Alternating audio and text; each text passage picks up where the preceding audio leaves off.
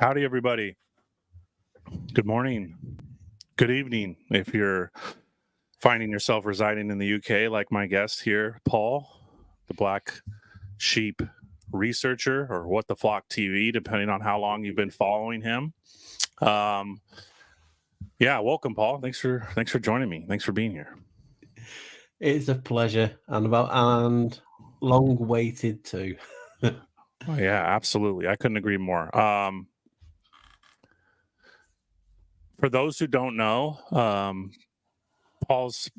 you've had a Black Sheep researcher is your second channel. What the Flock TV was your first one, correct? Or do I have it switched? Switched. Yeah, Black Sheep. Okay, so how long ago did you lose your first channel?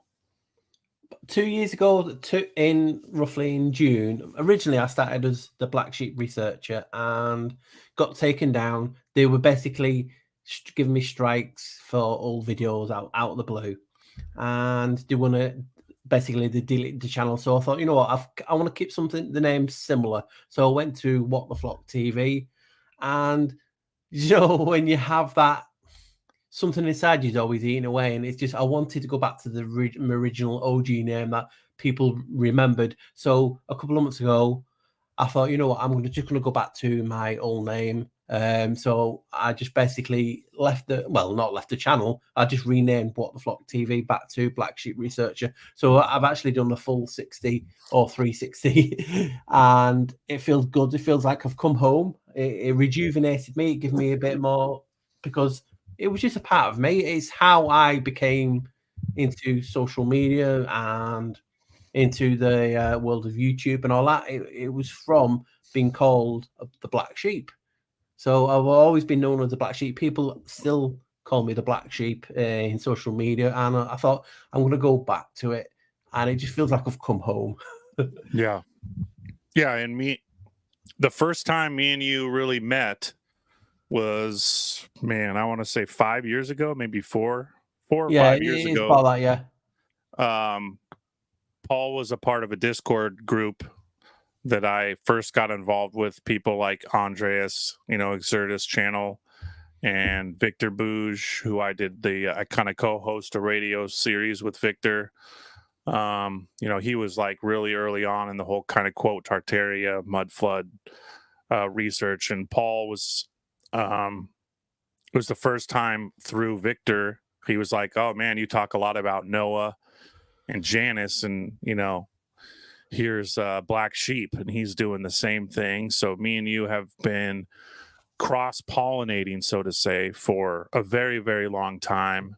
We've thrown around the idea of doing this video for years, and you'd come in and out of kind of being, wanting to do videos and then needing a break. And I've been there so many times, just in my short 1 year on YouTube, I've had to take several breaks. So I realized, especially with a family, Paul has 3 children like myself, and he's a busy guy. And so here we are, I think it's almost 5 years, if I remember correctly. It feels like it was in March, honestly, or when we first met. Something like that. Yeah, we did like a big, huge video, and I'm like, these guys are talking like this, and here's me in the background just starting. Well, you were starting also, and it's like it's so weird because, it's how I met people like yourselves, obviously 13th Monkey as well, and a few other people that still talk to me today when they can, and it's good. I always say it's good. It's good to use social media for something. Oh, absolutely. That makes you smile and happy instead of the negative. And, I'm blessed in that way. And yeah, I always like to take myself out. I'm like the hermit's hermit. Like I said, I'm so busy outside, it's getting the time. And when you have a free minute or a free couple of hours, it's like, what do you do? Do you do collabs or do you do your own content? You know what I mean? So you're torn between that. So I'm trying to get myself out there to do a little bit more people that can actually see a different opinion, basically, and see what crazy things go on in my head. And that's why, obviously, we've been talking about this for many, many years, and then we just do our own things, and then, but we've always been there and thereabouts in the circles, and it's like, okay, we'll do it. I thought, last couple of weeks, I'm going to do some more lives, and I've done one the other day, and I thought I reached out to you because when people ask me to do videos, I remember them. You know what I mean? I thought Ben's asked me a long time ago, so that he's one of the first I have to do, and that's what I'm trying to do now. Go back to people who have asked me a long time to do videos, and here we are today, and hopefully people can understand my accent and enjoy the show. Yeah, I'm grateful, and I appreciate that because I think we've talked about before I even had a YouTube channel. You guys, I was asking Paul to get together, not even just to record a video, but just to actually like perhaps throw more of our ideas around besides the finger, thumb, text, Twitter, whatever direct messaging apparatus. So the fact that we can actually get together and do a live and have the audience engaged, because I've been watching your lives since I can remember you doing them, and you not always, but you do them with every once in a while you do one based around a video that you released. And I just think, again, anybody in the chat that is familiar with my channel and not familiar with Paul's channel, I don't even know where to start. Off air, I was kind of running him through a list of notes that I've made about things we want to talk about. But I mean, even this is, again, his second channel, and there's 150 videos, hundreds and hundreds, thousands of hours of material. So carefully dissecting and picking, so to say, cherry picking the information that we're going to cover in this short little live stream was rather difficult. But I think one of the biggest subjects that's brought us together is, and as everyone sees the thumbnail, who is Janus? And this kind of mythical figure that, especially in the last 4 years or so, has really come into prominence. And thanks to you and your channel, Paul, you've really, in my opinion, done the best job of breaking these conscious and subconscious kind of idea streams or occult, I don't want to say necessarily rituals, but these kind of happenings in the public domain. You've really done the best job of dissecting them. And if you would give me your definition of who is Janus, please. I don't know. Goodbye. That was a short stream, guys. It's like words you begin because people don't. I know. Really understand, and I don't. I'm just tipping the iceberg, and you have to just get your head around, because if you Google Janus, you get basically, there's a lot more now than there was, but basically you will get things like an insignificant god, not much to it, beginnings and endings, and basically if you don't dig, that is what you will see. Roman god, blah blah blah blah, this and this and this, and that was all that you get. And it's like, because I've had people message me back saying, because we all have our channels that we watch, like religiously, like, if we're talking now, someone's favorite channel comes on, if it's not this one or mine, and they will watch that. So for instance, other people have been messaging me saying they're trying to get other channels to look at Janus, because we all have a different perspective and we all research differently and we all see things differently. So you found so much that I wouldn't have seen, and vice versa. So if you get more eyes looking at something, you're exposing it, for what it could be. So when you get Janus, and when I go to groups or when I go into chats, and as soon as I mention Janus, I'll hit a brick wall and I'll get booted out. People do not want to listen to Janus, and the research that I've done it's crazy. It really is. It's like, what is the problem? You know what I mean? It's never really got to the situation when I'm like, wow, really? And people who are supposed to be intelligent, have discernment, and I'm like, why are they getting so triggered? Because it must be something because we're all triggered, we're all getting spells, we've all been programmed, you know what I mean? And we're coming out of it in our own way. So when we get to the situation when you mention Janus, you will see people get defensive. You know what I mean? I've come across it. I'm sure you have. And it's like people don't want to know because they just go straight to Google and see what that says. And Google's an answer for everything. And you can't. You have to read between the lines. And if people understand, do people know what? Well, I do. I'm hoping you guys, you will do. A Swiss Army knife is. And if you've got a Swiss Army knife, you have all the different collections of different blades and tools and accessories. And it's like the skeleton key, basically.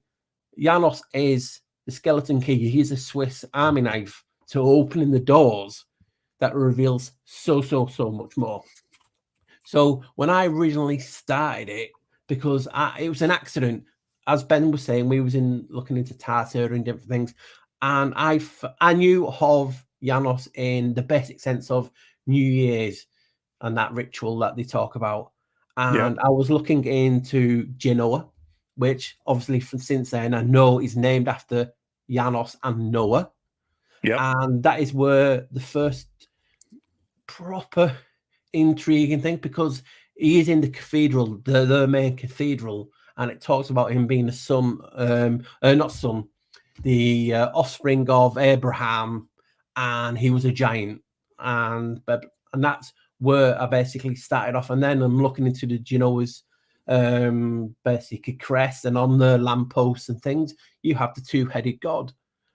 And when you then start deep diving into Janus, you realize Janus bifrons or bifrons is just his two-headed nature. He has three, he has four, and so on. And you're asking yourself all the time, why is no one else researching it like this? Why is no one looking into this? Have I got this completely mixed up?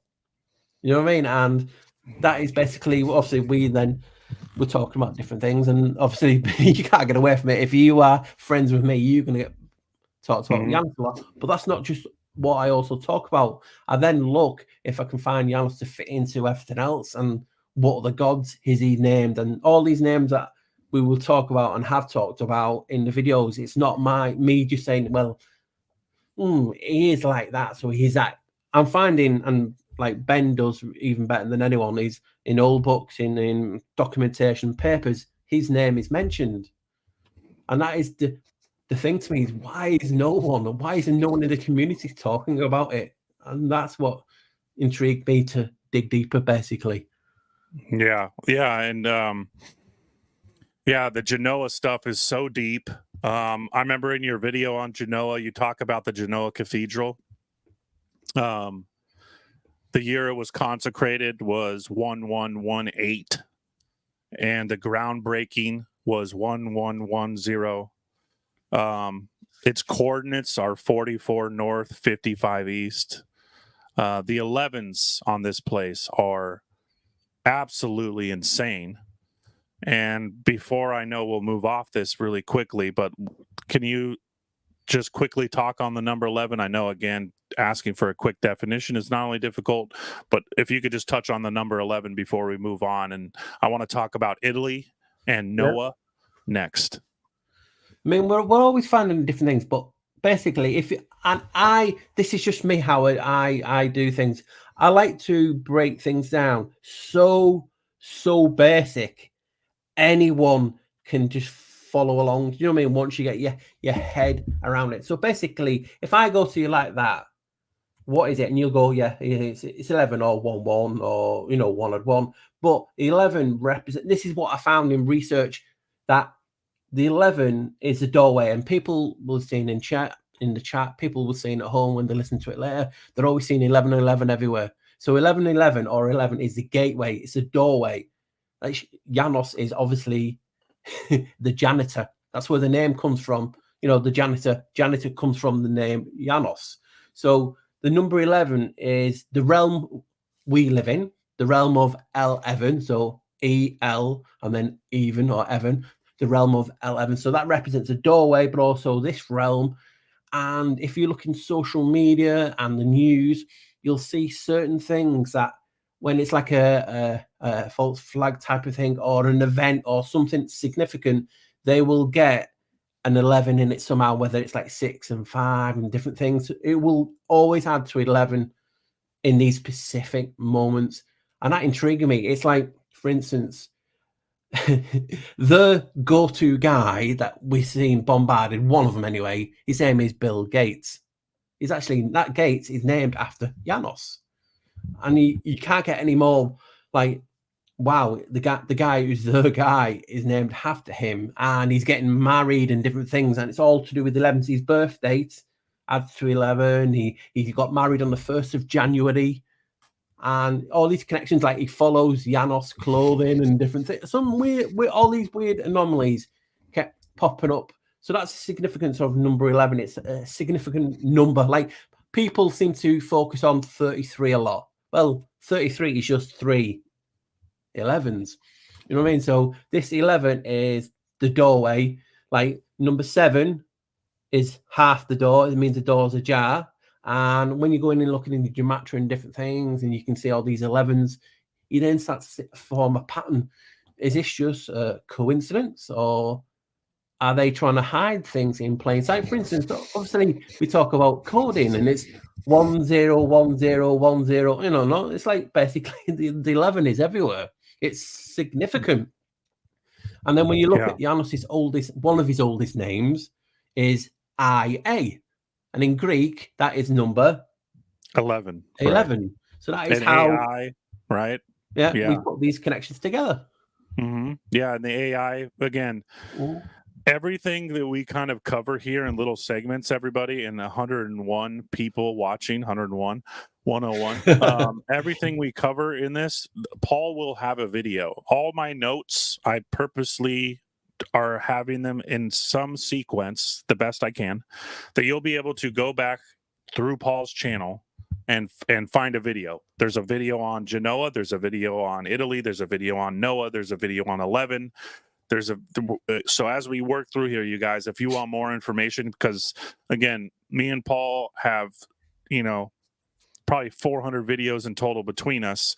So covering what we want to cover in this small chat is going to be difficult. So again, if there's like a marker, just write it down, or a specific thing that sticks out to you, and you'll be able to go follow up with a video either on my channel or on his channel. Speaking of Bill Gates, which I'll touch on lightly here, Bill Gates made his billions on his software program called what, Paul? Janus. That was the main security thing to protect him. It was called Janus. Exactly. And then, obviously what most of you were thinking my answer or his answer was going to be was Windows, right? Yeah. But that's Windows and Janus are programs. The cross, right? And the swastika, of course, because you can draw the swastika with the Windows symbol. And what is window? Again, Paul has an etymology series on his channel where he breaks down the etymology and why that's so important, and the verbiage, the voc-l chords, how we pronounce and speak and create, so to say, this reality. And when you look at the etymology of the word window, it was actually called an eye door. Eye door. Right? The roots of it come from the word eye or wind eye door, which is just obviously, that's lightly touching again on the etymology. We could do a whole show just on the word window. But kind of going backwards, you touched on Bill Gates, and we talk a lot about these public figures that embody or represent these kind of Janus archetypes. Are there any other big ones that stand out to you now or in the past? There is a lot. I mean, a lot of people, and this is not... I generally try not to touch political things, because even people get even triggered when you start mentioning political figures. But like Enter the Stars have done videos, and a lot of other channels have done it, where they show how Janus is connected to Trump. You know what I mean? So there is a lot of channels out there now, or have been, talking about Janus, and they don't. And this is no slight, because we all research definitely, but it's like, don't know the significance of what Janus is. It's just so it's one of the deepest subjects, and most of you guys are out there is watching the now live will not understand the significance. once you see Janos, you can't go back. People have messaged me and told me once they start looking into Janos, it's like they've lifted the veil, because you will see so much. And it's not like saying Trump is Janus. It's not. It's showing the traits. It's like a worship. It's like a ritual. I mean, we have Janus in us. You know what I mean? And it goes more and more deep in that. So it's significant. When I don't know how many people in the chat have had children.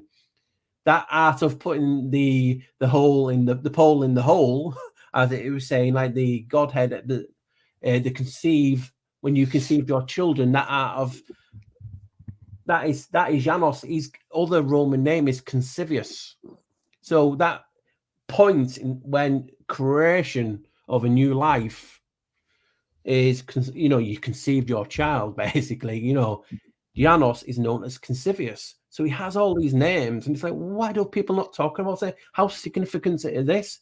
Because that monument, when you have it sticking up, the obelisk, people always talk about the phallic nature and how it's this, and it's like, yeah, well, Janos is the art of conceiving. People in America have where they cut the foreskin, revealing the Janus head. If you look at a man's penis, it looks like two heads. That's the nature.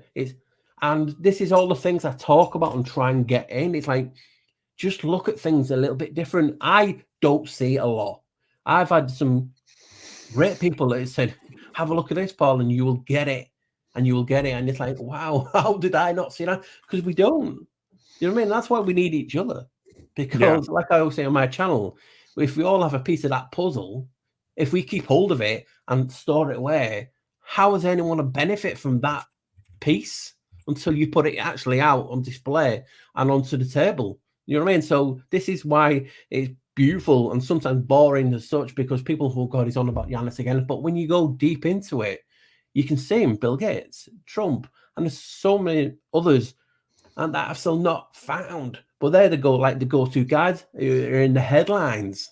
You know what I mean? And that's the beauty of it, because Janos holds the keys. That's what a janitor does. He holds the keys. What are a lot of people interested in but cymatics? Cymatics, the C and the Y, etymology means IA. Who's called IA and holds the keys? So cymatics is even named after him. Frequent keys, about it? as you've said so many times. Yeah. And the madness and the craziness and the love, it's like a love-hate relationship. People just don't want to know. Only the people who, have heard me talk about come away and say these things. And like I said, people talk about the 11. 11 is not evil. 11 represents the wand, and which we'll get in later, the vocal cords. You know what I mean? It's only evil in the intent. That's what we have to get back to, changing the intent of words, because words have been bastardized. They've been changed. Go to a cave, and we'll talk about later, open sesame, they used to say. Well, if you change the spell, how are you going to get in or out? So, you know what I mean? It's all about the intent and the nature of the person. Yeah, man, you said so much there that I just want to go back to. I want to talk about rituals. I want to talk about the doorway and the kind of threshold, which I loved. I can't remember which video it was in, but you talk about the threshold. And again, Janus being the janitor, the key carrier, the guardian of thresholds, right? That there was I can't remember in the video you talk about, I don't want to say it was a ritual, but basically that you allow things to enter this threshold, right? There's a you have to, I don't want to say, you describe it. You know what I'm trying to say, right? In one of your videos, you talk about this idea that Janus is the god of thresholds, and he's kind of this barrier. And we have a comment in the chat here who's kind of doing a better job of it. But Janus invented locks to keep the riffraff out of sacred spaces. If you think about it, I'm just before I forget, we're talking about obviously God, Janos, and caretaker. If everyone's watched Bruce Almighty, Morgan Freeman appears as God. And he is what? He's cleaning, he's mopping, he's a janitor. Yeah. And you look at his head, his hat, he's wearing a New York hat. New York is the 11th state. So they're showing you all right there. But yeah, Janus in his basic form is I think it's pronounced a liminal god. He's a god of the threshold. And you imagine a door. On the door, you have the threshold, and Hecate is one of the main gods of the threshold. You have Cardia for cardiac. She's another, I think she's the hinge. And you have so many gods that are tied to the door, and it's sacred. How many times have you heard about the door? If the police need to go into your house, they have to get a warrant. That warrant's not for you. It's basically to appease Janus. They've got to have permission to go over the threshold. Vampires, the myth of vampires cannot cross unless you invite them in. So many religions have things on the door. I forgot what they're called in Jewish faith. You touch the door, it's a little scroll. A lot of things. You have the lamb's blood on the door. You have everything connected to the door and actually appeasing the god to get in. It's significant, and he protected you. You know what I mean? He's also a god of protection. So when people talk about Janus being evil, it's basically like us. Do we not have evil in us? Are we not having those days where you are not a nice person to be around? We all have faces, personas, which are the masks, and we all take them off and wear them at will. Alcohol, the spirits, take off certain personas. Some people get happier, some people get more violent and angry. There is so much, and again, March 11th is the eclipse, the gateway. When we're talking about eclipses and the solar equinoxes, they're known as January Inferni, January. I forgot what the other word is now in pronounced, but Janus is also named on those as the gateways and doorways for these equinoxes. So you can see the significance of a god no one has ever heard of. I mean, you've only got to look at his older name. Another name that Janus goes by, and we'll talk about that. But just for reference, he's known as Noah. Noah and that agency watch the skies and also the seas, as above, so below. You know what I mean? It's named after Janus. So and so is Hermes, as above. Hermes, so you below. got Hermes. Mm-hmm. You got all these gods' names and people always get angry, and it's like, God, you're just making that shit up. I said, I'm not making the shit up. It's what I found in books, what you found in books, what you found in articles. Like-minded people or people in the profession are saying this god is known as this. And it's like, wow, yeah, I can see it now. So you're finding more and more every day. And again, when we're talking about Noah and Jen is another one for Genesis, as in Janus. The cathedral is known as the gateway to Europe. And it's one of the places the Black Death or the plague came from, the Crimea region. That's what one said, and the Russian steppes, and they're now saying a little bit of Mongol area. That was brought down there, and one of the first people to use biological weapons, according to them, was a guy called Janus, throwing dead bodies over the walls. So you have all these links to this name, and it's like, am I so like, because sometimes you can get trapped in what you class as a truth. Again, something I've talked about a long time. The truth is not what we perceive. It's been weaponized. And truth basically means faith in something. So you having faith that this thing is true. And it's so hard to get your head around that. The word truth basically is attached to the goddess Fides, another Roman goddess. Confidence, basically. So when we're looking into this word, the truth, you can fall into it. And I've had close sometimes when you're looking deep into a subject and it's like, wow, days, weeks have gone past, and you're like, you're so engrossed because you think you're down the rabbit hole. And again, rabbit hole is also linked to Janus. Janus is in charge of the calendar, 365. And basically, every first day in the UK, they used to have a ritual, and you have to say white rabbit 3 times. So every first day you had to say white rabbit, and you get good luck. And it's so funny that when you watch the Matrix videos, you have a white rabbit, follow the white rabbit, and Neo, the one, his room number is 101. Exactly. You're having all these links to the 11 or what we're trying to get in today. And obviously Janus is god way of archers as well, and architects. So you're getting the archons. It's all connected. Yeah, and the 101, right? The porthole. And Yeah. man, there's just so much to go into there. Genoa, again, since we talked about the gateway to Europe. Well, Genoa was also one of the first countries due to this Black Plague to introduce what was called the quarantine. That was where you couldn't touch their docks. You'd basically drop anchor and you'd have to sit outside for 40 days. Now, the biblical references with Christ in the desert and the 40 days in the quarantine, again, there's like many of the things we're going to be talking about today, they're multi-layered. We're not going to be able to touch on all of them too in depth, but Genoa being the gateway to Europe, again, Genoa being one of the first places where this quote, admiralty law, or the discussion of personnel, people, the relation of the terms we use today to describe berth, canal, porthole, the mercantile trade and the overlaps that exist between humans, us, right? And Genoa being the gateway to Europe, the banking, right? In one of your videos, you do a absolutely wonderful job talking about the banking history of Genoa.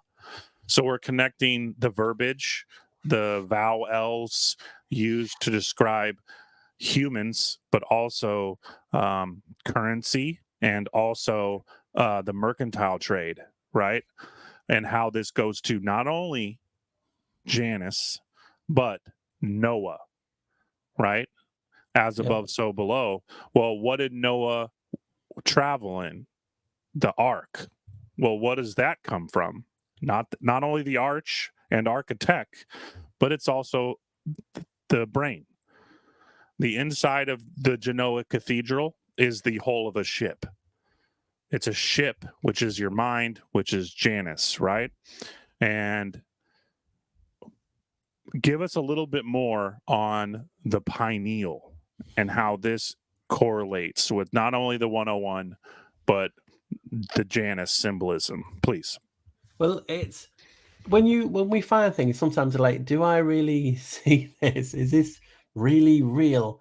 And we get that the 101 is a lot. It's like the baseline knowledge is 101. You know, they always say, oh, you got to learn and it's got to be 101. That's the baseline knowledge. It's like you learn everything at that 101. And when I was doing the research and coming across and doing the original videos, and people are talking about occultism and people talk about Manly P. Hall, and they show all the research that he's done, and they basically talk about it. And it's like, okay, so what happens if it's not me again? You know, I've showed it in the videos that the occult, the hidden name for the pineal gland, which is obviously crystalline based, is called Janus. Mm-hmm. And it would make sense because if he's a god of doorways, gateways, and so much more, this thing is classed as the being the end all that people talk about, oh, the pineal gland is named Janus. And to this day, that gives me like, wow, why is people not even talking about that? And again, it's all found in books. Manly P. Hall's talked about, and it's like, well, if the gateway is called, and obviously, you know, it's in your head, even where it's situated, roughly about there, you have the 11 lines. You know, I don't know if you can see it on my head. Most people have the, you know, lines, 11 lines, and it's in between them as well as the temples. You know what I mean? It's weird where it's located, and it's called Janus, the pine cone.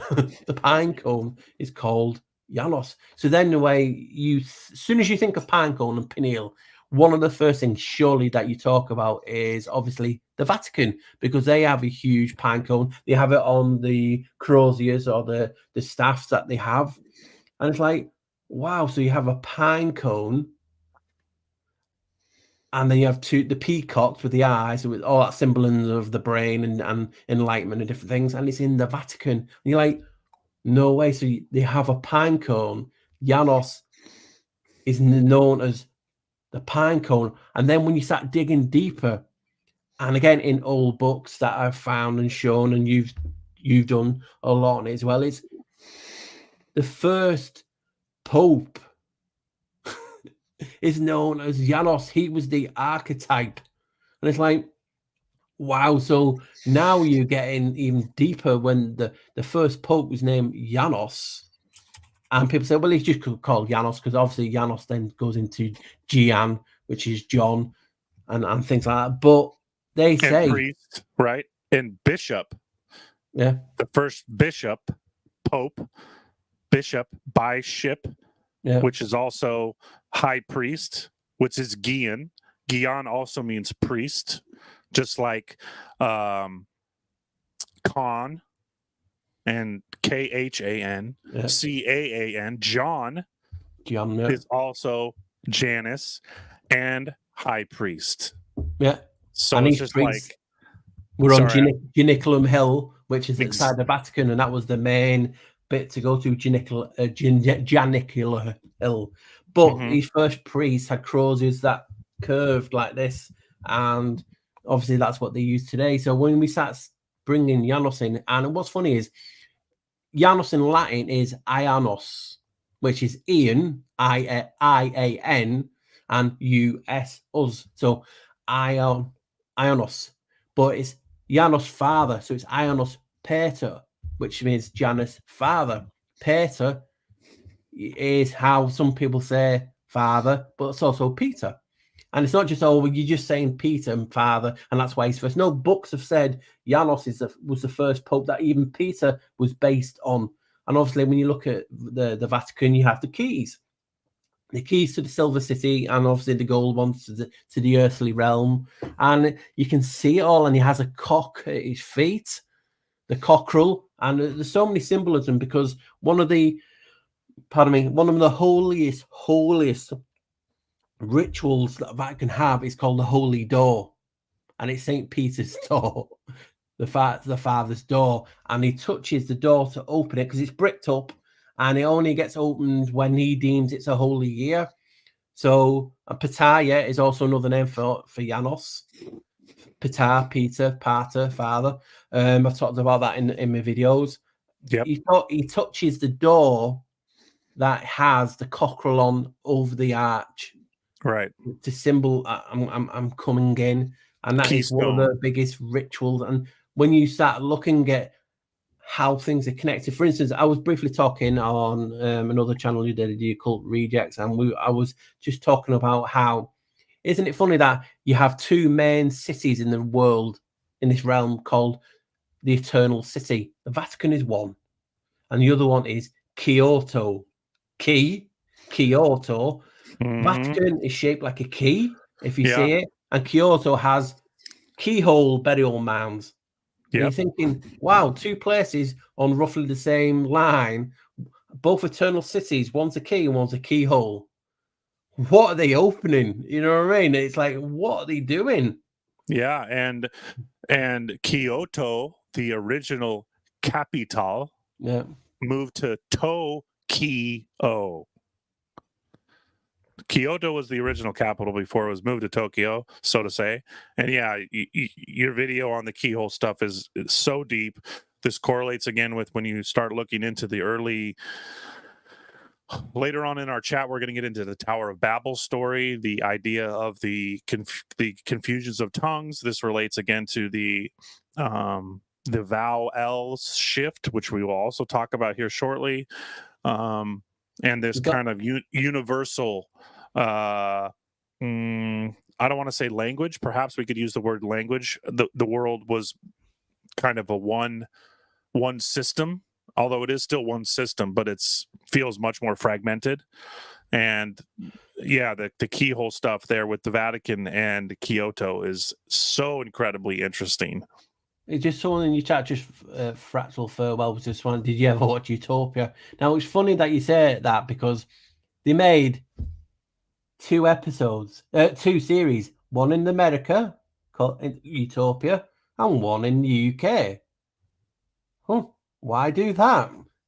Because they had to get that symbolism in. So there is two versions of that. If people didn't know, you have an American version and you have a UK version. And obviously, yeah, they are talking about Janos in regard to obviously the endings of people's lives. And that is Yeah, obviously and in the etymology of the name.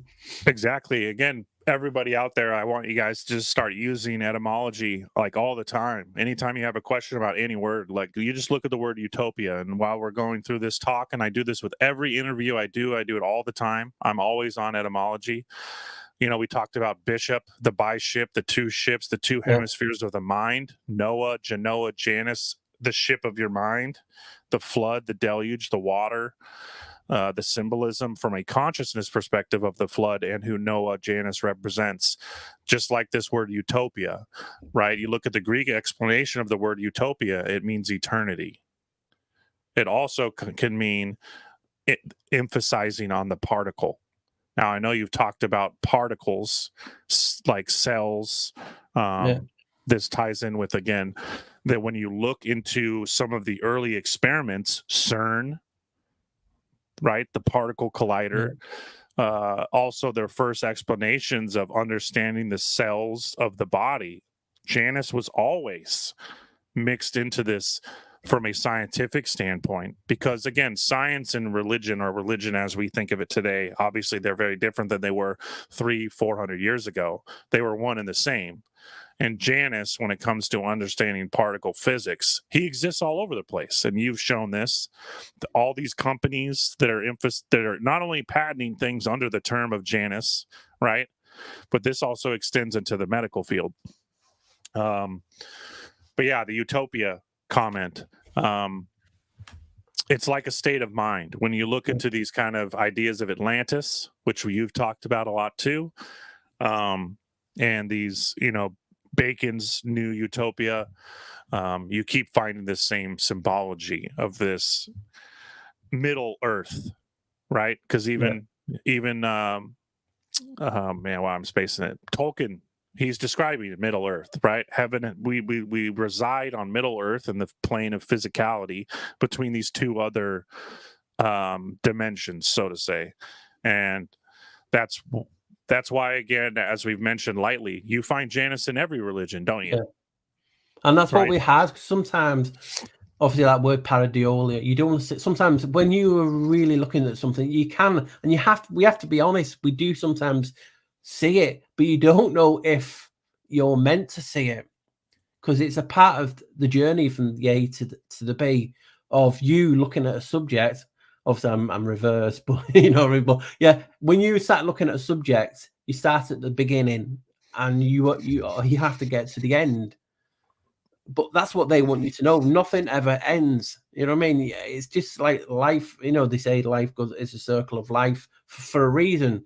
You know, it keeps going in different formats. It's not necessarily the one. You know, you could change from the physical to, you know, so many different things. You know what I mean? So you just have to understand that even in early times, in Greek times, people talk about flat Earth and different things, but they also talked about counter Earth, which was on the opposite side of the sun. So you've then got that.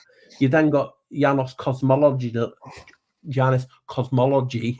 which is really in depth. I forgot what the guy's name who did the video. You've only got to type in Janus cosmology on YouTube, and it's really, really deep. It's like seriously deep. So these people are always talking about it, and are they talking it for a reason? Because sometimes we have to think above this reason. Sometimes they're letting you know, or are they letting it slide? You know what I mean? Or is it not done intentionally? Sometimes we do things we don't know we're intentionally doing it. You know, sometimes they are not doing it on purpose, but are they? You know, sometimes we overthink things. So when we're in that situation, it's like, what's going on here? And that's why I try and treat it just as information. Like Ben does it. It's an article. Everything's an article. I mean, all the world is a stage. That's what we're always told. Yes. And we're merely players. Anagram of stage is gates. So it says that all the world is a gate. Yes. Let's before you go too much farther on that, because I want to dive into your actors video and gates and that really quick before we move away from the pineal stuff. What does the pineal gland make or secrete? Melatonin. Yeah. Which and is, you know, well. Melatonin comes from the black or dark hole or the black hole. So science of today when we're talking about black holes and all of these things, they're just describing not only Janus, but your pineal gland. And you know, actually, before we go on to actors, can we talk about NASA, since we're mentioning black holes, and we can talk about space a little bit? Yeah. Please. Before we just jump into that, I want to just, people have a certain faith, don't you, around the world, and you generally get banded into, are you a Christian? Break that word down. Christ, Ian. Ian is another name for Janus. So you basically, when you think Christian, you are saying Christ Janus. Crystal is another one. Christ Al. Is Janus one of the L's? Is he a good guy? Because people always want to know, are they the good guys or the bad guys? We're capable of both. So, right, tell me what we was talking about now, because I've lost myself already. What would you want me to talk about? So I wanted to go back, and I mentioned melatonin, and then melatonin, again, etymology, everybody. It's your best friend. It's my favorite app on my phone. When I'm at the computer and I'm doing any kind of research, etymology is number one. Paul and I have talked about etymology for years. It's amazing the things you could unlock.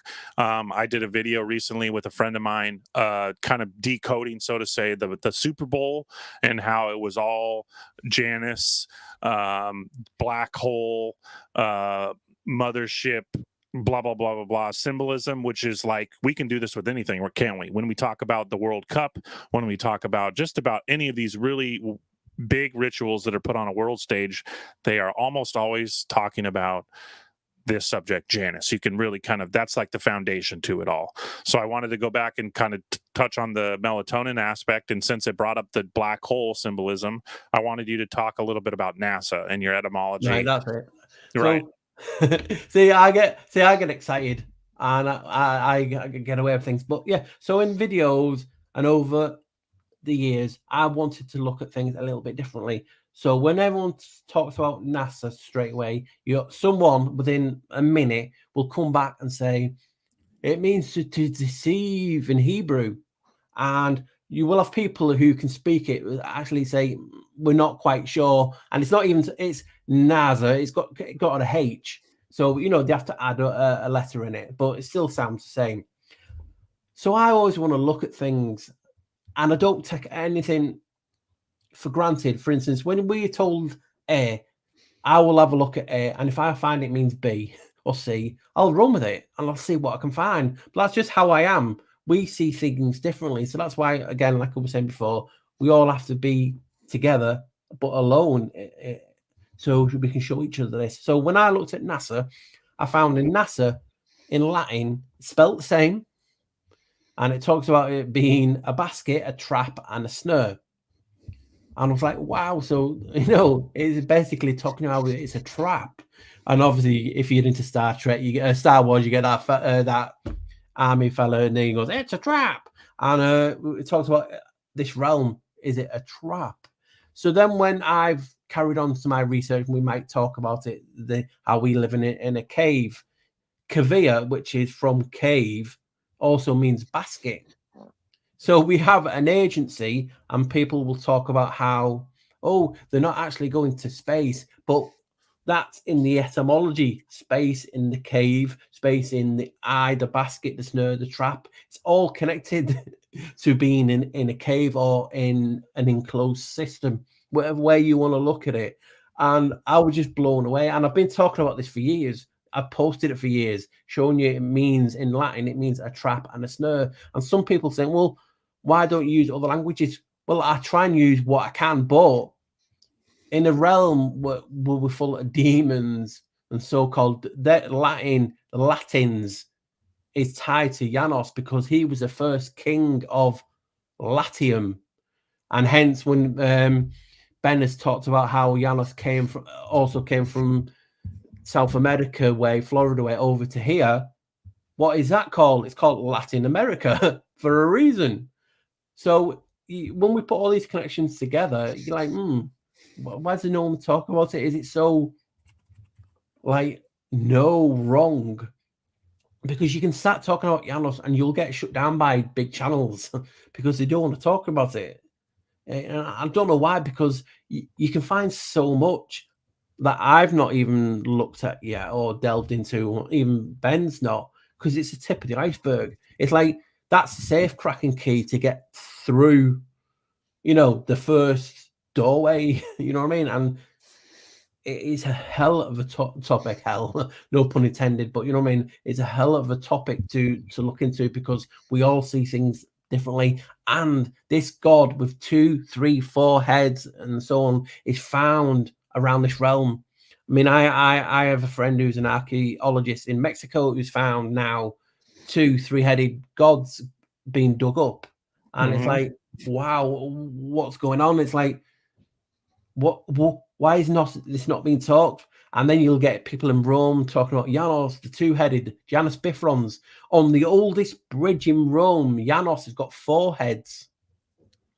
You know what I mean? So you can see Right. how deep this really goes.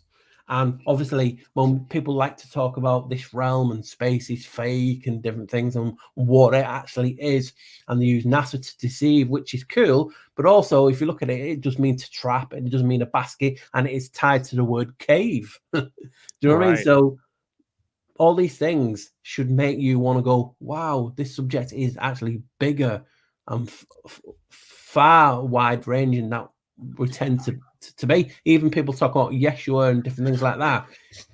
I found a book, and Ben has done loads on it, and it talks about his oldest name for Janos was IA, but also goes by the names of Yeshua, goes by Allah.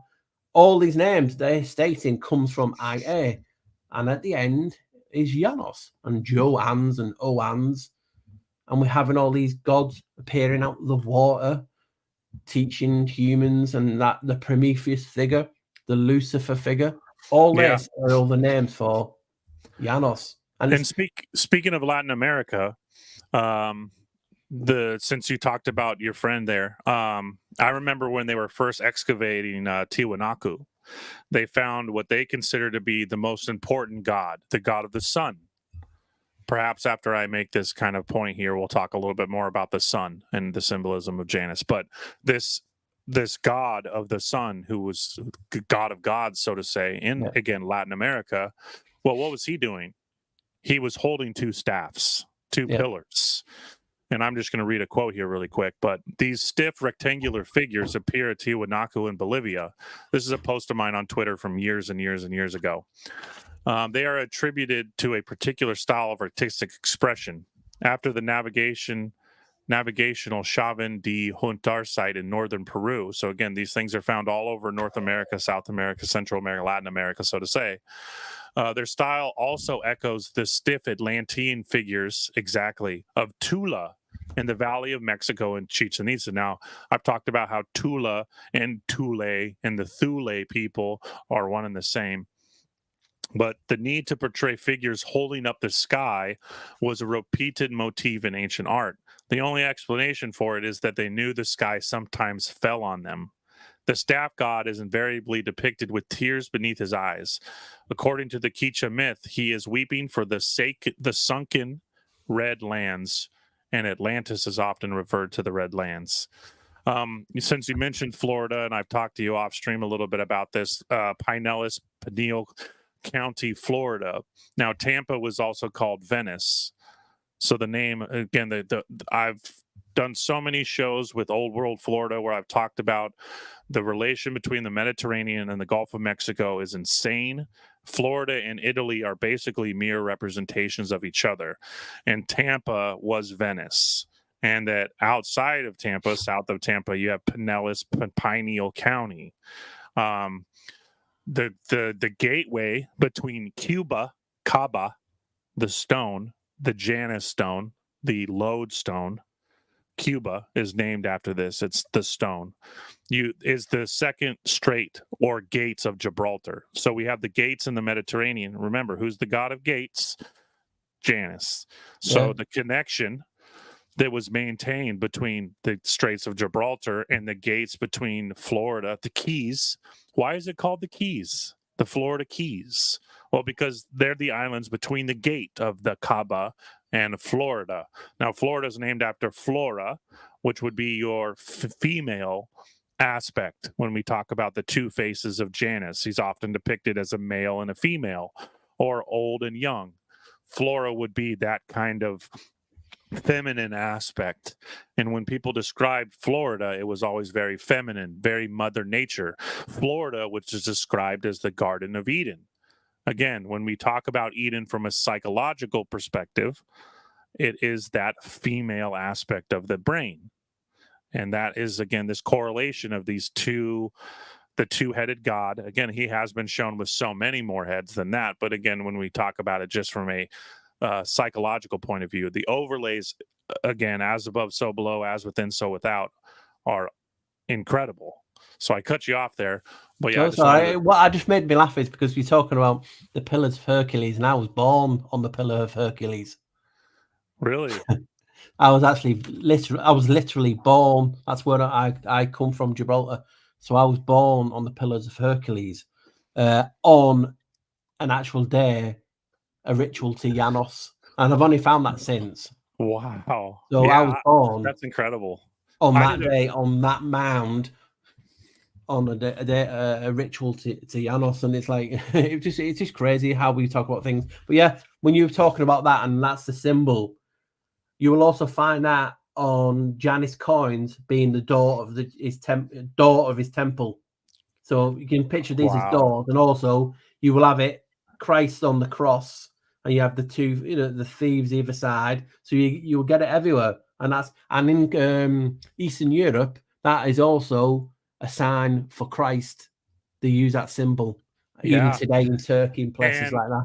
That's the symbol for the yew tree. Did you know that? Yeah. And the yew is where you get Joshua or Yeshua. So it just keeps going back to the same symbol, doesn't it? And incredible. You have to ask these things. What people will ask in the chat and at home is like, how can he be linked to all this? You're making all these connections. Again, I've asked these myself. So when I see something, I'm like, am I making these connections up? Are these people making it up? Is it just an opinion? And that's why I always say everything is information, and we should treat it as such. I mean, why is this God not connected to nothing? But as soon as you mention Janus and look into it, I did a video a long time ago, and I was just showing you. It's called Janus A to Z, and I found gods. Not like I'm just making this up now. He's named that.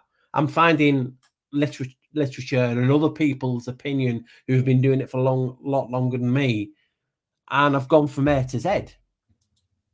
How can you do that? Yeah, and I remember watching that video, and you know what it made me think of is Amazon. They're touching on this symbolism too, right? A to Z. Everything under the sun. That used to be a kind of a marketing quote that they had. Everything under the sun, right? Again, it nods to Janus and the A to Z. And also alphabets. You talked about the alphabets. The Alpha and Omega. Exactly. The Alpha and Omega. Now, who says that I am the beginning and the end? Yeah. Well, the most common representation what people would think is Jesus. I am the Alpha and the Omega. Well, who is he? If you go back way beyond Christ or Jesus, this character, it's Janus. The Alpha and the Omega, the beginning and the end, is that. The symbol for my channel is the Ouroboros, the snake eating his tail. This is the same kind of alchemical representation of that phrase, the beginning and the end, the circular motion of life and things. And again, the porthole, the black hole. I think perhaps this would be a good time to talk about. Man, I just lost my train of thought there. Hold on. Let me. I wanted to get into a little bit more of the the vocal stuff, and then from here I want to talk about Babel. So one of the biggest videos I believe I've done, I'm biggest wows. So when I'm just telling, showing you down the journey that I've gone through to get this in, paraphrasing and squashed in version. So when I was looking into this topic, and again, people just think I'm all about Janus. It's not. I've got so many other things that it'll blow your mind. But so when I was looking into it, I'm looking at etymology. For everyone who doesn't know, I'm very dyslexic. So I have a problem with the spells anyway. And people always say, well, you've done that breakdown of that spell etymology different. It doesn't matter. Ignore what people think. Because remember, when you are casting a spell, and I'm just using the one because the two ones are here in your mouth, your vocal cords.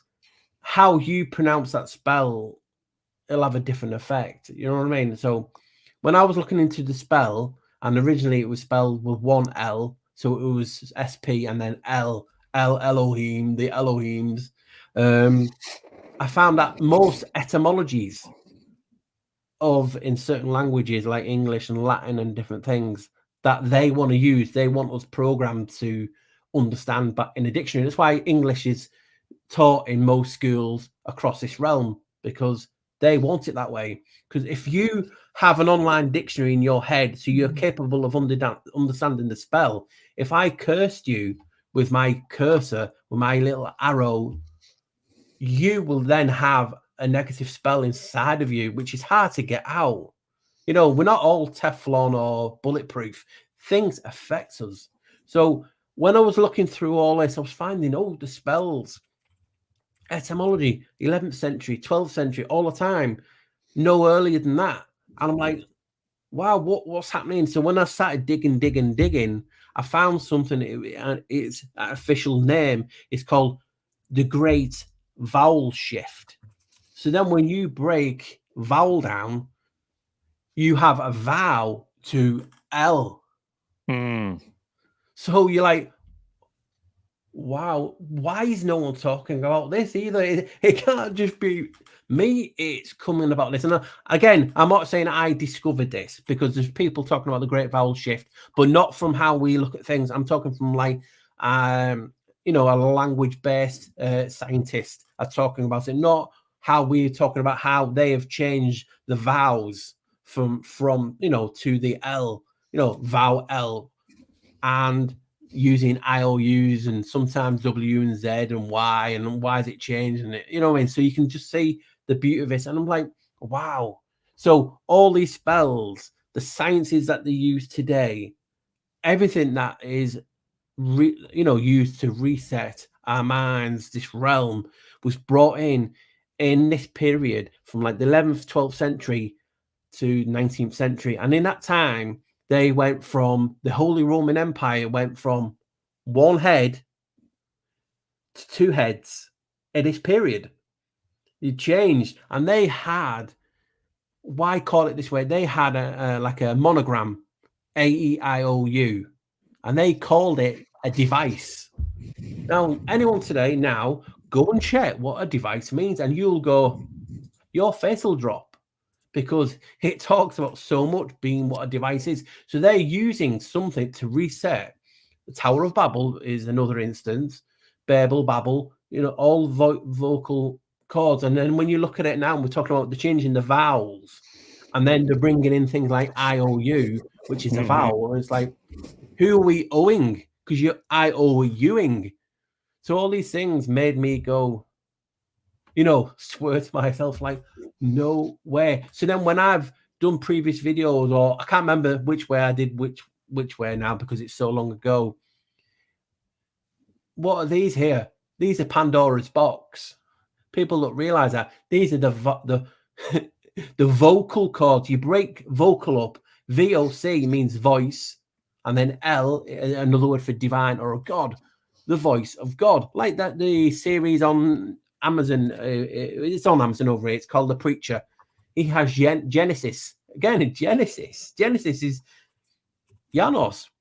Genesis. And what in Genesis is the first things that we talk about? He talks about thinking of us and putting us basically into creation, walking words of flesh.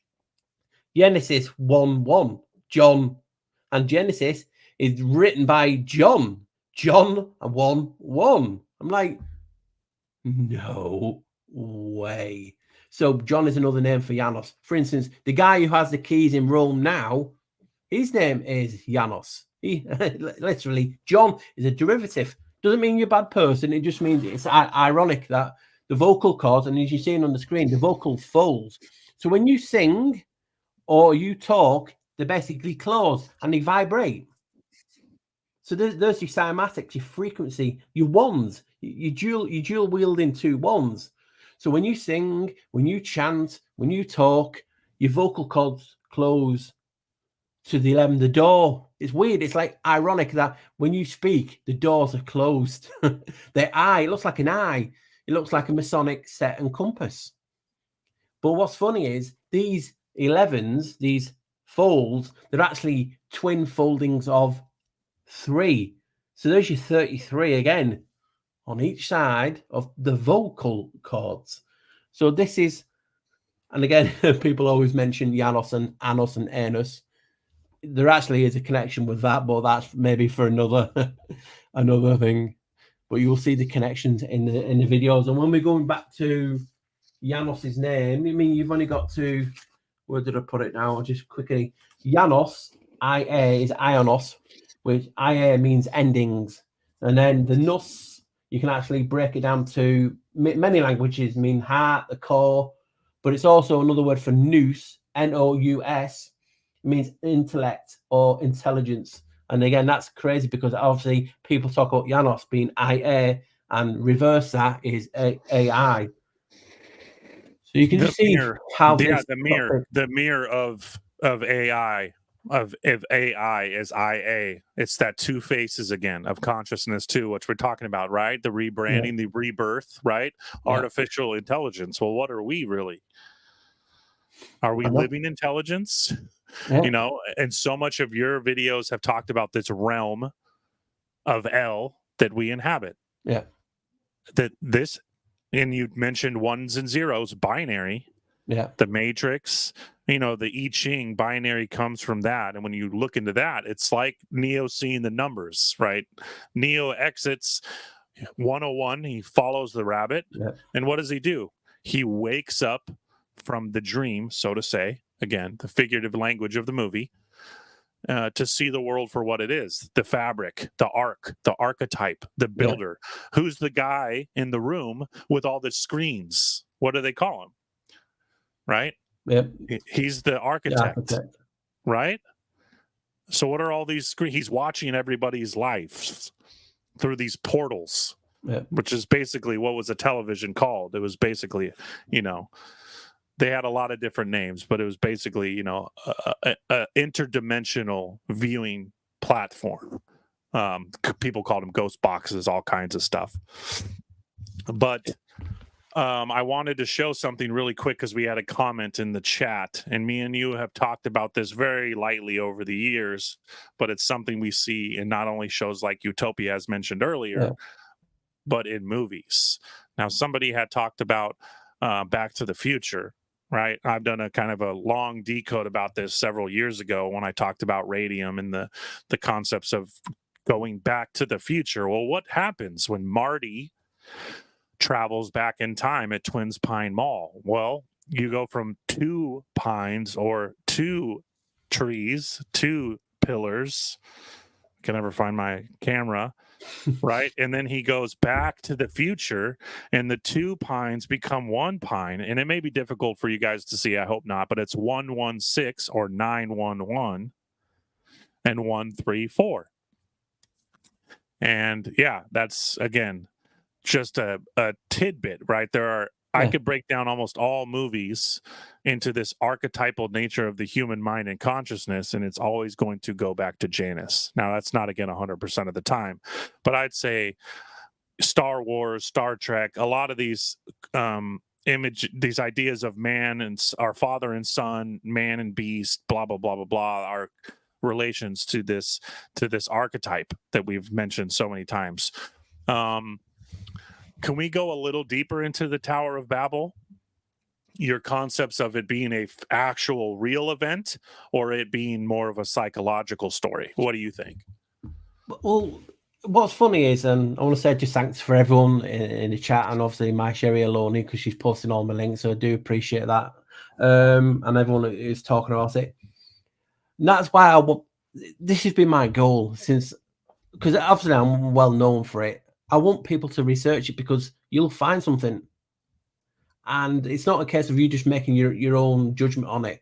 But when we're talking about this now, what we're talking about is it can be deep. I mean, language, why is it affecting English a lot? You know, and when I've looked into the word English, ang, and meaning like a nightmare, it's like, why is it really? I mean, all languages change to a degree, but this is what has been, again, yeah.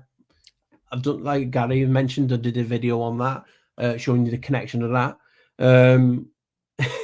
It blows your mind. So we're talking about, people always talk about the Babel, and then when you look at it, or Babel, they always use is it mineral, a spiral mineral, the words for the towers, and it's like, well, if it was period correct, it should be a ziggurat, shouldn't it? It should be like a key type of thing, the temple. That's what it should be like, and they always use the spinning one. Is it real? Is it metaphor? Do we actually know? That's the beauty of it, because there's been people like me, Ben, Gary, Doctor Who is in the house, and everyone else who's listening today. There's been people like us forever. We ain't new, and this is what we have to look at in relating to sciences, and people talk about the links with like Pythagoras. Pythagoras didn't write one book, and he's the father of everything, you know. And so he didn't write one book. Not for me. It's a fact. So everything if he was real, a program or something else, taught people. It was all brought on by vocal. You know, like how they do in like mainly Native American things, and it's always, you know, the main old guy, and he passes everything on orally because it's powerful. You know what I mean? It's powerful. It's powerful for a reason. It's a voice of God for a reason, because it can open doors. It can do anything. So when we're talking the Tower of Babel, and obviously it said the Lord didn't want people speaking basically to each other, all the same language, blah blah blah, and everything that came from that. So he destroyed the tower. Now, it was the tower. Was it a tower or was it a bridge? Was it a bridge to more cultures, more civilizations, more languages, more unity? Because look how this realm is put out. You have people in the States, in the UK, wherever you are, you have different dialects everywhere you go. And that was basically stopping people from traveling, because obviously if you go to the next tribe or the next, are they friends with you, or are they your enemy? And they talk differently, and then their influences are from other, you know. So language is both a tool for divide, but also to bring people together. It's that dual nature, the both things. So you've got to think about, what is the tower actually? Was it real? Was there an actual physical temple? Now, science said they found it and showed you pictures of the ziggurat, but how do we know? Why things change? It's like you've talked about many times, and the main Sumerian town was you are, whatever you want to pronounce it. But that was also one of the oldest names for Jerusalem. You know what I mean? So you got these same names. You've only got to go around everywhere. Why is everywhere named the same? Does that mean we started over here and we migrated that way instead of that way? Or were we all placed in certain locations? And if you spoke the same language, it's like they're trying to keep us in a cave or keep us enclosed. Because what better way to stop people from mixing is language? Then you get to the biggest barrier, sea. Why is it sea? Why is it salt water there? Because obviously it can be power, energy, but also if people don't have the technology, it's been recessed. And that's why we research again. We're researching for lost information. It's a dividing tool. And this is why it annoys me, because we have the L-shites, as I call them, the elites, followers of L, who are like zookeepers, and we are in pens, we're in an enclosure, and we get prodded. And they love nothing better than us fighting over, well, that etymology is wrong. I get it all the time. That geometry is wrong. You are leading people down the wrong path. I always say to people, don't follow a path. A path is restricting. If you want to follow the path, follow the path. but I want to go where I want because we're always told you can't do this and you can't do that. Why? Because they don't want you to be together. And like I said, we get people trolling, you get people aggravated when you start talking about things and you're open about it and you're not bothered about it. For instance, yeah, all these things written King James 1611. I've got a 1611 Bible right there behind me. Is a case of this period that we're talking about, the Great Vowel Shift, the language. So Ben was asking, is this Babel real? It could well be, or it could be. I mean, you'll find evidence for it, but Yeah. to me, is how do you know it is real unless you have experienced it and you have been to that place? You've got to take it on faith again, which is tied to the word truth. Now, when you talk to people about truth, I'm a truth warrior, you'll see people get really triggered straight away when you contradict the truth. Now, the truth, the middle word in the truth is you. That's why people get so triggered, because it's like a spell has been cast on them, indoctrination, and they have to fight with everything. They have to argue. And, no, my truth is the truth. No, we're all unique in the sense of we see this realm differently, and looking at this realm differently, researching. We all do things in our unique way. Ben will have his set way of researching. I'll have a way. Doctor Who, Duel, Mike in the chat, my sharing. We all see things and research differently. And how you've been brought up in this reality, how life has treated you, affects how you see the realm. So it's not as easy saying, well, I've had a good upbringing and I see this. A lot of things, can basically affect you. For instance, I've talked about the doorway effect.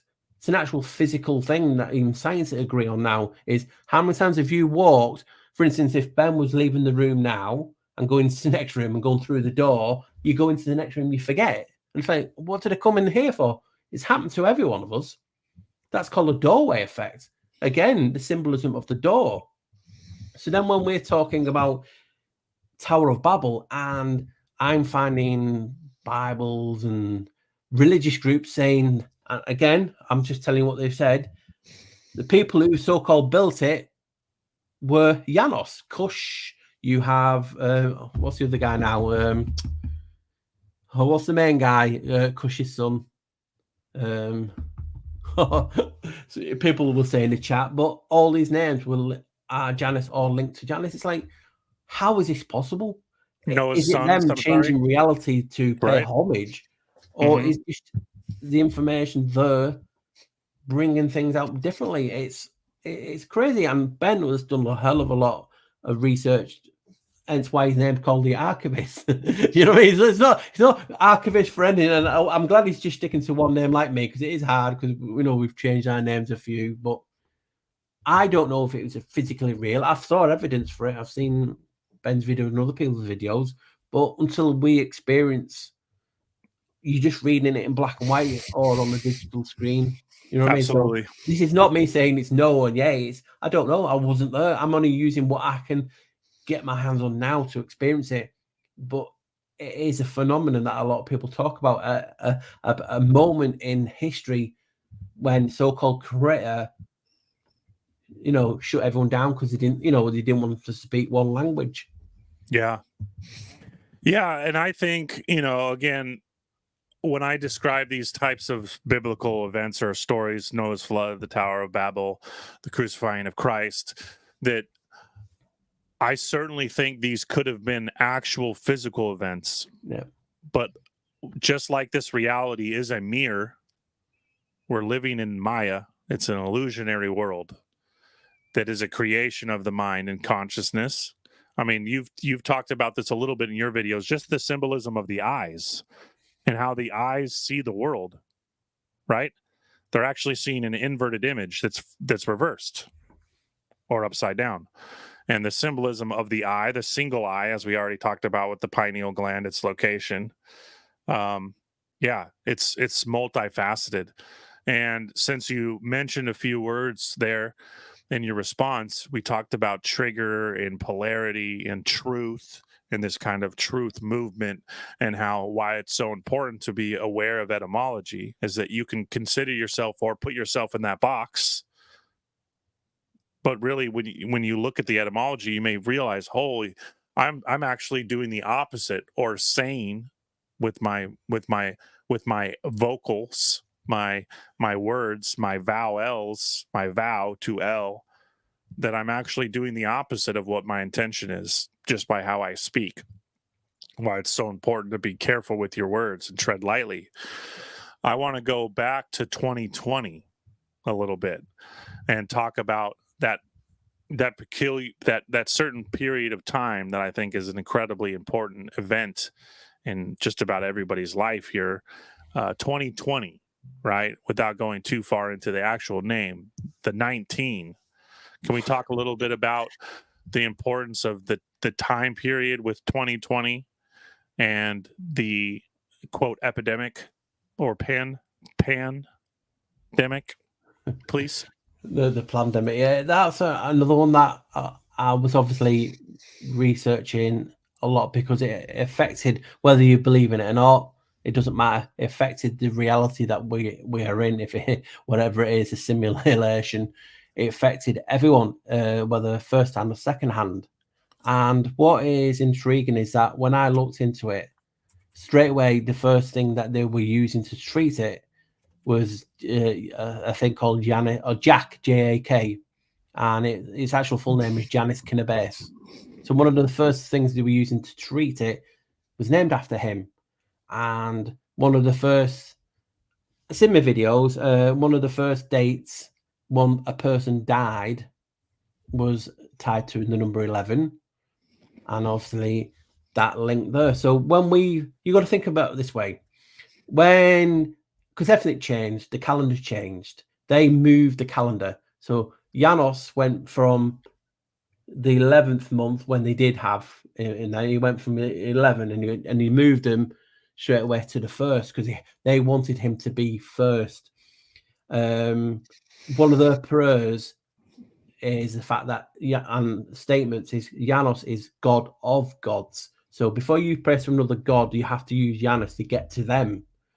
The bridge, the A to the B, everything. So that's what they say. So when I found this, I'm looking into Janus at the time and I'm thinking, wow, the first thing that they're using to treat it, whether you believe, it doesn't matter if it is real or not, it's still in the media, it's still a spell. That's what people forget. When it's put out into this reality, people will believe. It's like if you ever watched like the old episodes of Supernatural and called Tulpa, there's a thing called Tulpamancy.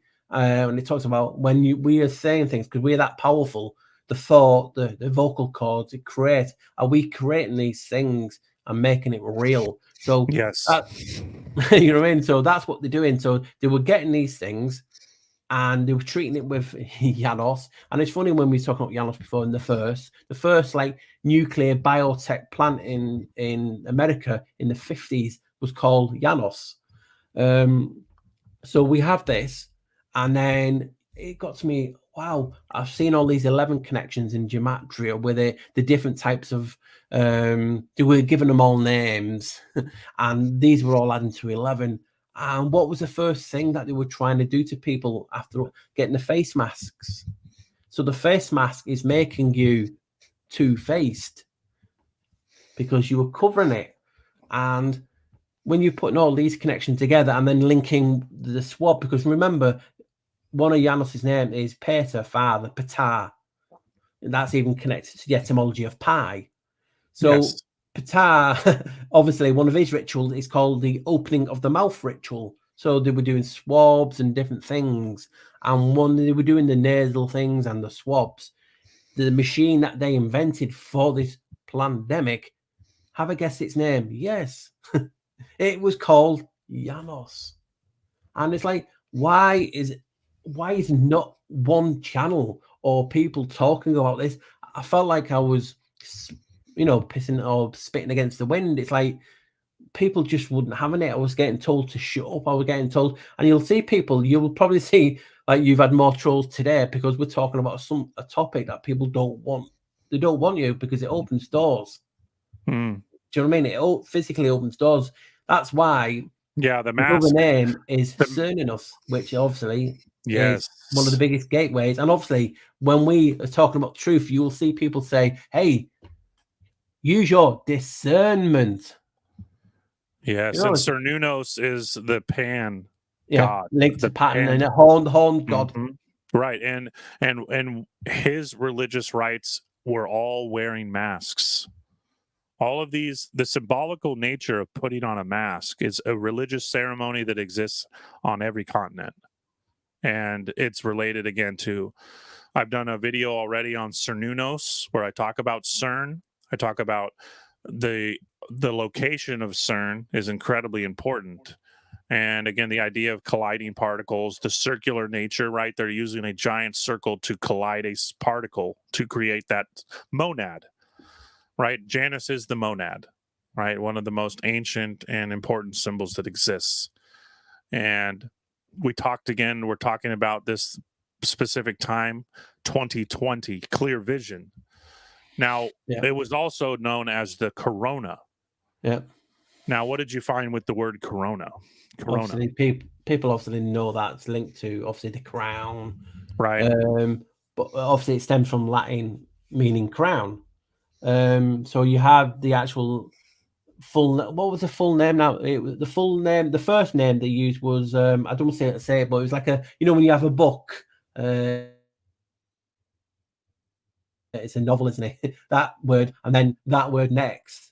And basically, you could go straight to the Latin converters and different things, and it shows you that the crown is like a wreath, and that wreath is used obviously at death and funerals everywhere, but it's also a crown. So all of it is basically showing you the king or the queen and things, all that straight away. And then you start looking back and you find out the first king of Latium, which all this traces back to, then the language was none other than the topic that we're speaking today. So then you have all this talk, and then Corona, the chakras, and all this, you know what I mean, and the Kundalini and everything. So different religions, different cultures will have different meanings, but basically they're talking about similar things.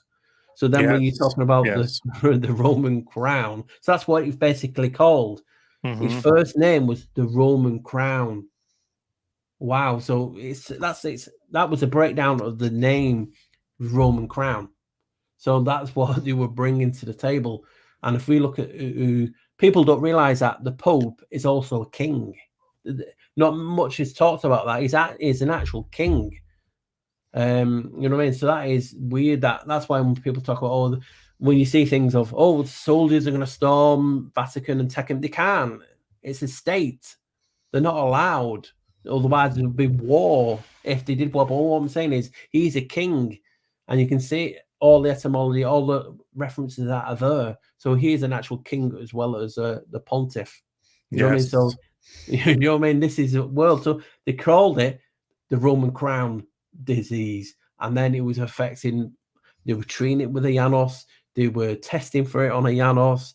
All the names and all the mutated versions of it added to 11. And I'm like, wow, it's like we always say, can we make this shit up? It's so crazy. And when people look at things and people have a bit more spirituality in me, and when they're looking at things, it's how the man works. They see lots of better references than me, but we're talking about something called the Roman crown that affected everyone and its symbolism. And then the machines that we're testing on was called this. They were putting a face mask on you. It's like when we went into lockdown and they were doing the lockdowns. Quarantine. Yeah, locking the door, lockdown. Also, it's a technical term in computers as well. But over here, when they went back into re-lockdown, the first place that went into re-lockdown in the UK was in Leicester. And Leicester has the only remaining temple to Janus. It's called a Jury Wall. And that city went into the re-lockdown. So you can see the links. And it was just for me forever shouting this. And sometimes it got to a stage where I'm not talking about it because people didn't, apart from people who were coming into the chats, was then thinking, Paul, you're making it up. And well, I found a book saying this. If I find a book saying something significant, like they call him God of gods, why would I not tell you guys that? It's like, why should I hold everything back because people don't want to hear it? Yeah. You know what I mean? And Absolutely. we can all find a subject, and Ben has done it, and everyone in the chat, you will find a subject that people either take to or not, but they just don't want you to talk about it. And this is what I've had. Like we're talking about my channel, I haven't had one new sub according to YouTube in over a year. I've not moved, and I'm being heavily YouTubed, but it is what it is, and it's all a game. Yeah. And we just have to just keep doing what we're doing, showing people we have a different information, a different perspective on a topic you might have seen or you might not, because people are starting talking about it now, and people have a reference, like that people are into certain, right, Trump and all that, and they found that link, but they don't understand the significance of Janus is deeper. It's like, I am the door. We all have a door in us, and it's so deep. It's this realm. It's everything. It's space. You talk about three of the biggest so-called things it's been lied about is moon landing. The moon landing. Another name Janus goes by is Apollo. Right, Apollo. What was the first moon landing? Apollo 11.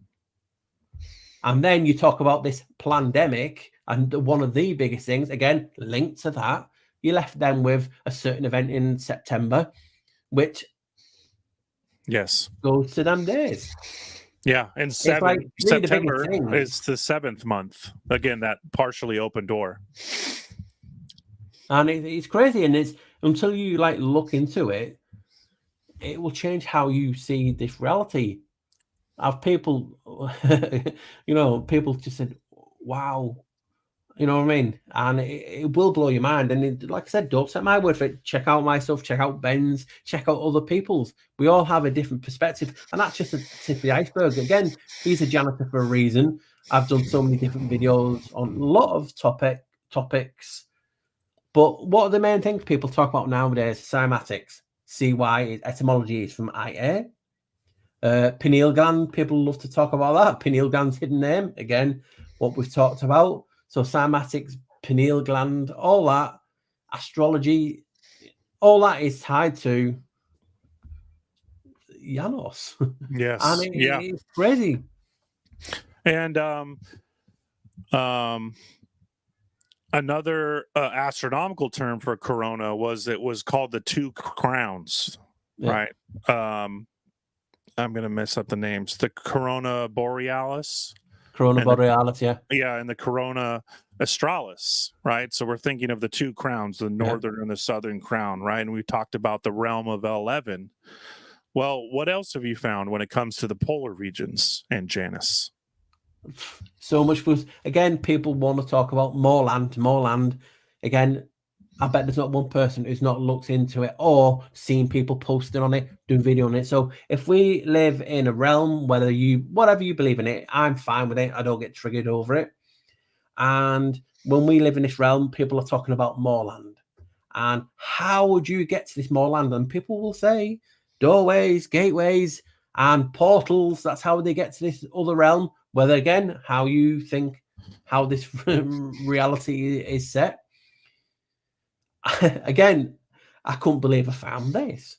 And there is 2 islands on the polar opposites. So both what they say north and south is, again, don't get triggered, north and south of this realm. So one in Antarctica is called Janus. Why would they have an island called Janus if it's insignificant? So again, there's an island called Janus in Antarctica, and then the polar opposite in the north, which is a man-made construct, is called Janus O, and that's in Greenland way. So you have basically 2 islands opposite of each other called Janus. So then you think about, people automatically think about, oh, is that the doorway, the portway to more land, or is that hollow earth and different things? So you can just use it. They've used it for a reason. There's 2 Janus islands opposite of each other. Why? Yes. Why? Great question. Yeah. And I posted recently a very one of the oldest quote flat Earth maps in existence. It's a Hindu representation, or I don't want to say Vedic, but that would probably be a usable term. Vedic representation of our realm, and they show a gap in the ice wall in this map, and they call it the chasm. The chasm, right? And what is the etymology of chasm? Well, it relates to the yawning. It's also a word to describe the female organ and the mouth. So it's that symbol that we showed before represents the yes. yoni as well. Yes, and how the vocal cords look almost identical to the female reproductive, and the vesica Pisces again, and the monad, and the omphalos, the phallic representation, the obelisk, right? Washington D.C., the obelisk coming between the vesica Pisces. I want to use this as a transition and kind of be what we finish up our talk on. Can I just intersect a sec? Because please. Then if you're just talking about, if he said the Prophet Noah was Janus, he'd be beheaded. But what's funny is, what is the doorways to do in Muslim, in that faith, Islam and different things? What is the doorways to paradise called? They're called the doors of Jannah.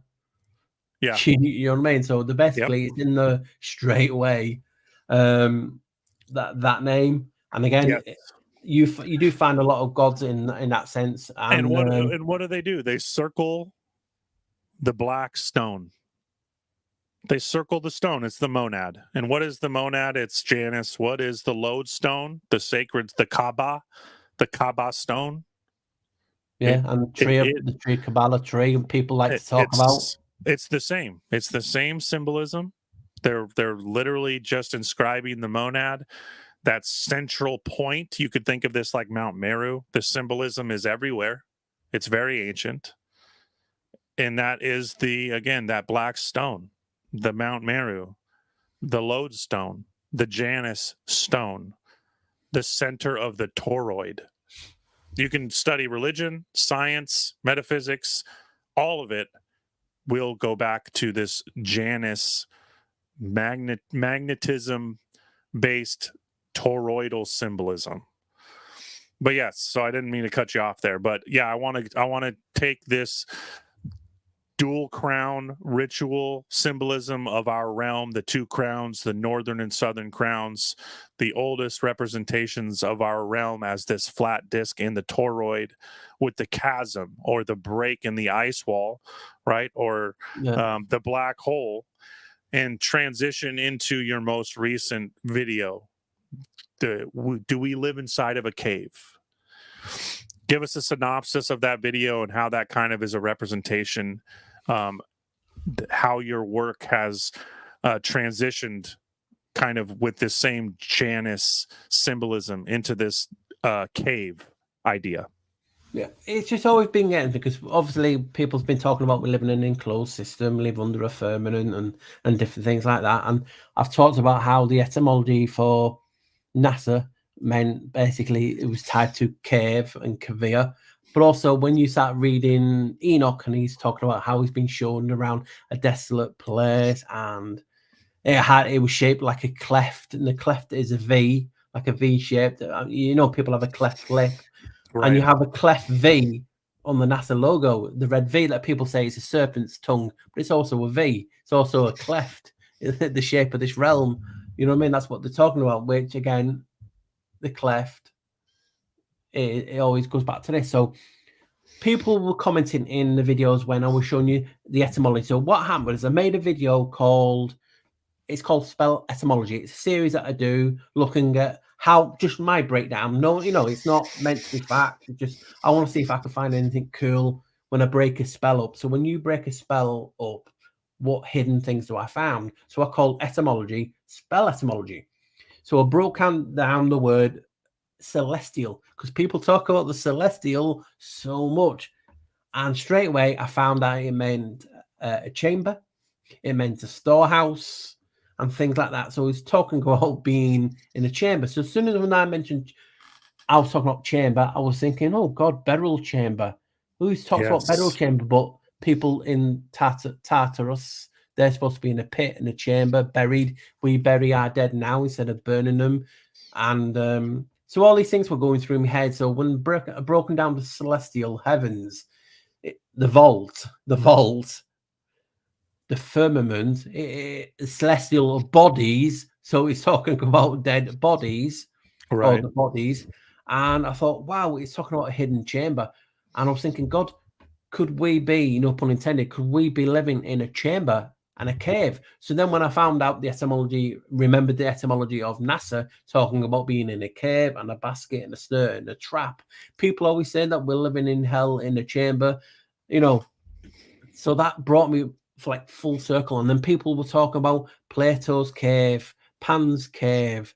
The last video that they did, people ask me, are we living in the cave of treasures? Because it said Adam and Eve were banished and threw out, and they went down, and they found a little cave in a mountain and lived in there. And I was thinking, well, are we still living in the cave? Because people are talking about they believe in giants, and that they say in the Bible and other old writings that the devil, some of the giants were thousands of cubits tall, and that translate into like 2,500 feet. And like, could they be really that wrong in height? And people that automatically think of mountains as giants, are the shape of them and different things. And we're talking about this, so all these things seem to make sense of when you're looking into giants. Now think of this, my guys. In the English language, when we use something in past tense, they put a T on the end, so it's past tense. Another name for Janus is Gian, Gian. Put T on the end of Gian is giant. So giants are named to Janus. Janus in his cathedral in Genoa was said to be a giant. So we have all these giants, whether you believe they are mountains or trees. And I'm thinking, people talk about how these giant trees, I know we've got Stellium in the chat who's done the work on the mountain near him. So, you know what I mean? So when we talk about these being mountains and trees and living giant animals, or whatever you want to call them, yes, could it not be that we're in a giant cave or chamber, and these trees or mountains, some of them could be stalagmites and stalagmites, and they were basically columns, because when they joined, they become a column. And it's always said that this earth is built on pillars and columns, and it's like when you start looking a bit deeper and you start looking at various things, that it's why they basically build domes to hide away. Could we basically be in a huge dome, deep underground base? Because look at all these, and Ben has done this like no one else has done it. All these advanced cultures, these ancient cultures living in caves. Could we not just be in a bigger cave? And I've just theorized, like a Swiss cheese, a hole in a hole in a hole in a hole in a hole. And in a Swiss cheese, they call each hole an eye. So you got the eye symbology there, and it's like, could we be just in a huge cave? From looking to break down the etymology of a spell, saying a chamber, salt mines, all that connection with salt and humans and pillars, it just blew me away. So could we be living in a huge chamber? We're already enclosed. That's what people reckon. They hit is it Operation Glass Bowl, Fishbowl, that they so-called detonated a rocket and it rang like a bell. Well, if it rang like a bell, surely we could be in a cave. Surely it's as feasible as anything else. And then when we go to so-called space, the agencies are tied to being the NASA and the trap, and the snare and the cave. It's black. Could it not be just the fact that the reason we can't get out, because obviously we're just in a huge cave or chamber? It's a possibility. Yeah, the blue sky is just a trick on our mind from the color spectrum of the white light of the sun, and that when you get above that refractory position that we are here down on the plane, that it's all black. And I've posted so many videos about caves that could house millions and millions of people, And you know, the idea that inside the earth is another cave with another sun. Well, are we in another cave with another sun? Is this a fractured fractual frac fractured fractal, thank you, or fractured, same thing, version? you know. Yeah, absolutely. And you just one need to look at these kind of occult studies from every culture, that when they talk about these hidden realms, whether it be physical or consciousness that they're describing, it's always the symbol of a cave. And that the earliest ritualistic sites were in caves, and many of the oldest Masonic temples were in caves, and where the rituals were done below ground. And you wonder why that is. And again, when we were kind of hopping around between physical representations of these things we're speaking of, as well as the metaphorical sense of them, that the kind of occult in the ritual is you bringing the two worlds together. You're talking and doing a ritual in physicality, but you're exercising that same thing in the metaphorical subconscious realm, which the symbol of the subconscious realm was always a cave, or, you know, the feminine, or the black hole. Again, something we've mentioned already. So this idea of NASA launching rockets into space, you know, it's symbolic and it's metaphorical. They're physically doing this. They're physically launching rockets, but they're speaking to your subconscious mind.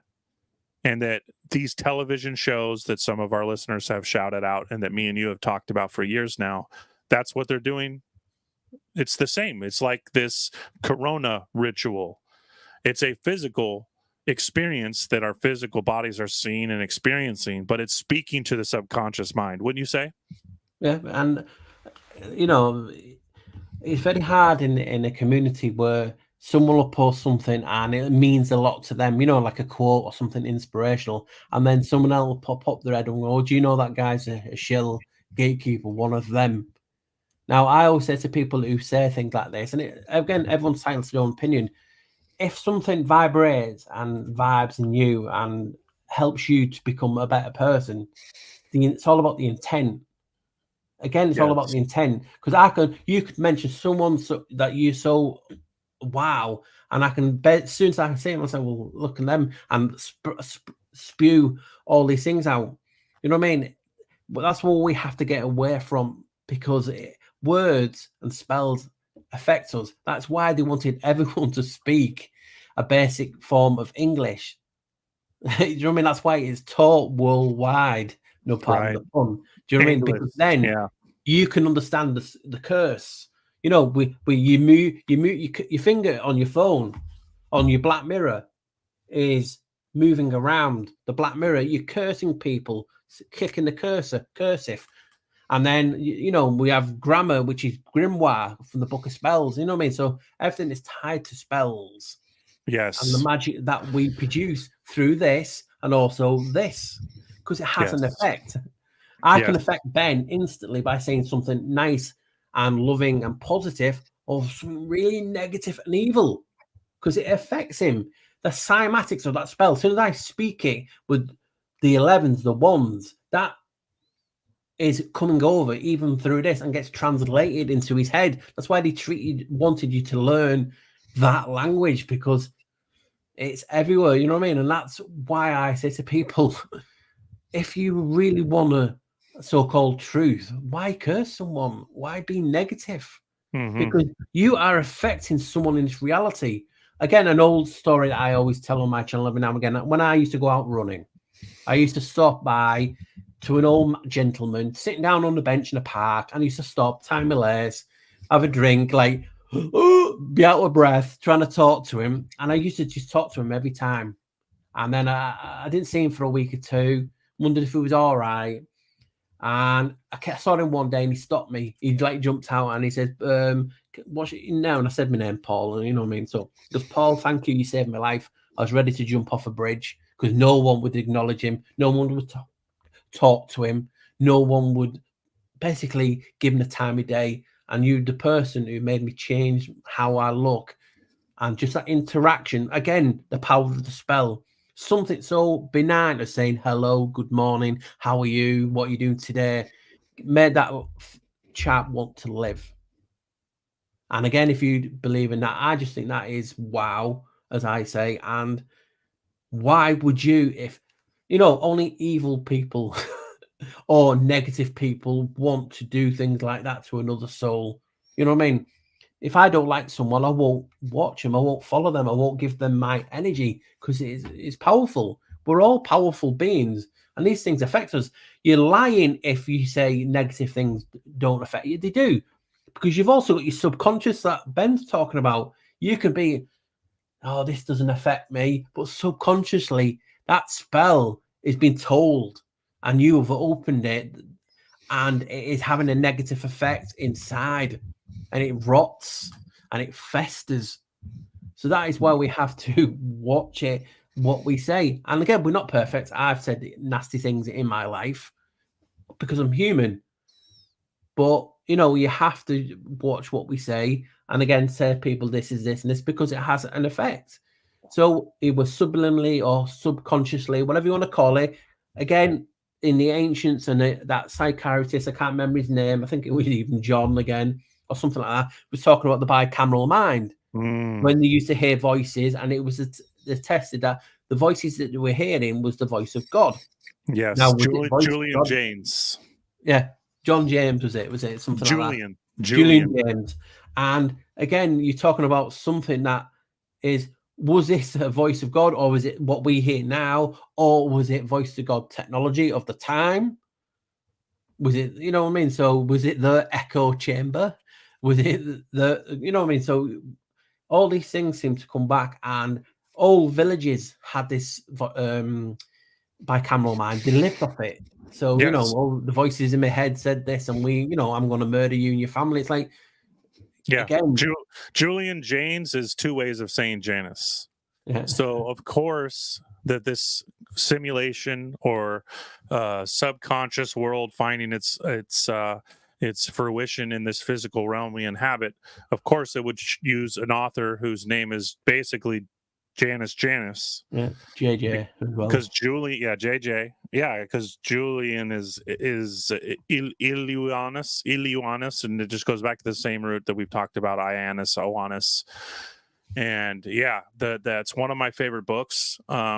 It's definitely a book I'm going to dive into in my kind of book club series that I plan on starting in April. But yes, he basically goes on to describe that, again, Eden and the story of Adam and Eve is the two hemispheres, and them being removed from Eden was this golden age. It was an age where the conscious mind didn't exist in the way that we know it, that there was no good and evil. It was all the same, essentially. And that without consciousness and, again, language, our abilities to do evil or to do nice, that polarity didn't exist. And that they were expelled from the garden consciously, and their brain was segmented. You had now a conscious brain of language, physical reality, split from the feminine subconscious cave. They exited the cave.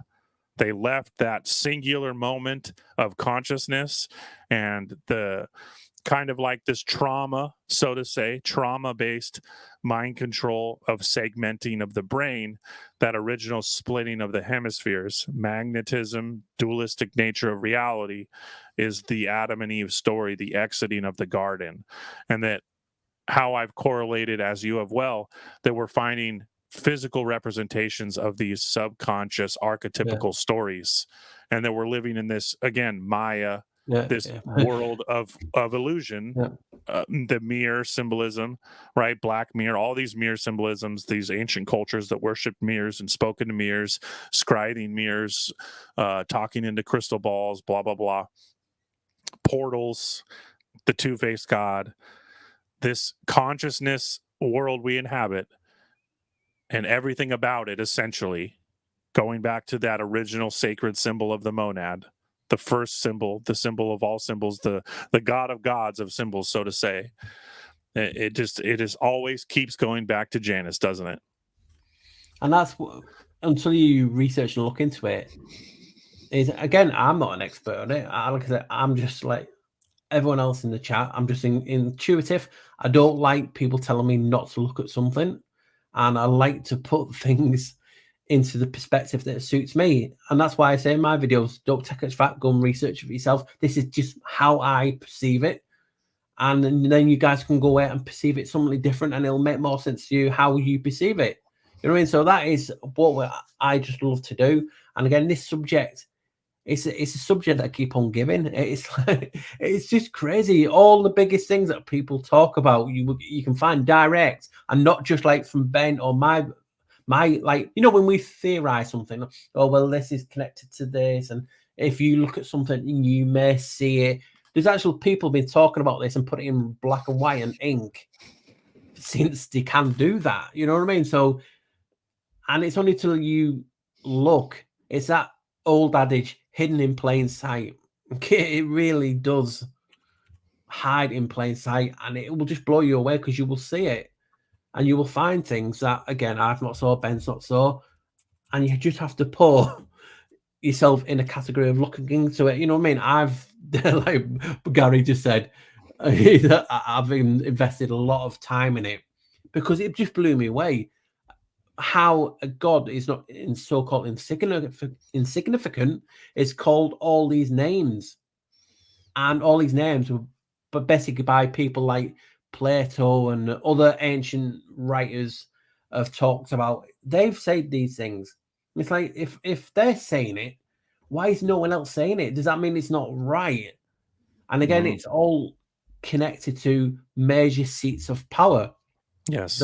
The Vatican, you have the so-called religious, one of the thorns, you know, the three thorns. You have the Vatican, you have the Bank of England, and you have Washington DC. You know, and that's connected to the IHS that people talk about. But I looked into that a little bit different and mentioned different other gods, and it made sense. But we all have to look at things, and it's like, I always look at it like this because I'm a big sci-fi geek. I always have been. Won't deny it. And when I grew up, I was into Star Trek, Star Wars, all that, and Stargate and Star Wars, and things like that. I mean, he even appears in Stargate loads of times as Janus.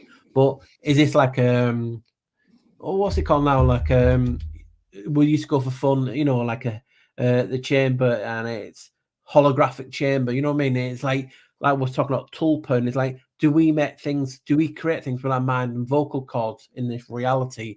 And Yes. that physical, let's say, knows that's why we can find everything inside us, is then portrayed out of us Yes. into this realm. Are we doing it? Is that's why they use the media? And why is the media linked to the god Yeah. of media and things like this? And it's like It's crazy. the It's like, medium. It's yeah, the medium. medium in the Just middle. like Vatican, the word you used, which Vatican again comes from the root of prophet or seer. Yeah, and not what people believe. You know, when they show you, sorry to interrupt you, Ben. Again, people were showing you that the horn god, and this is a god Vatican, and this is the Vatican's name. It's not, that god doesn't exist. Basically, if you did look into it, the god that they were showing you in the images that with the horns and painting was actually Juno Yes. Suspita, and it was off her temple. And again, if you say to people, "I'm sorry, that's not Vatican, that is Juno Suspita," and it's like, "Oh, well, you're making that shit up." I said, "There you go. There's Yes. the documented evidence It's stating Luke. this." It's Luke and his sister from Star Wars. She's symbolizing Juno, and then Yeah, Luke the Skywalker is symbolizing Janus and their yeah, relationship with their father, and their two twins separated, their yeah, two subconscious and conscious minds separated, and that the hero's journey is the uniting of the two hemispheres of the brain. And you can find again these stories in all these major blockbusters, so to say.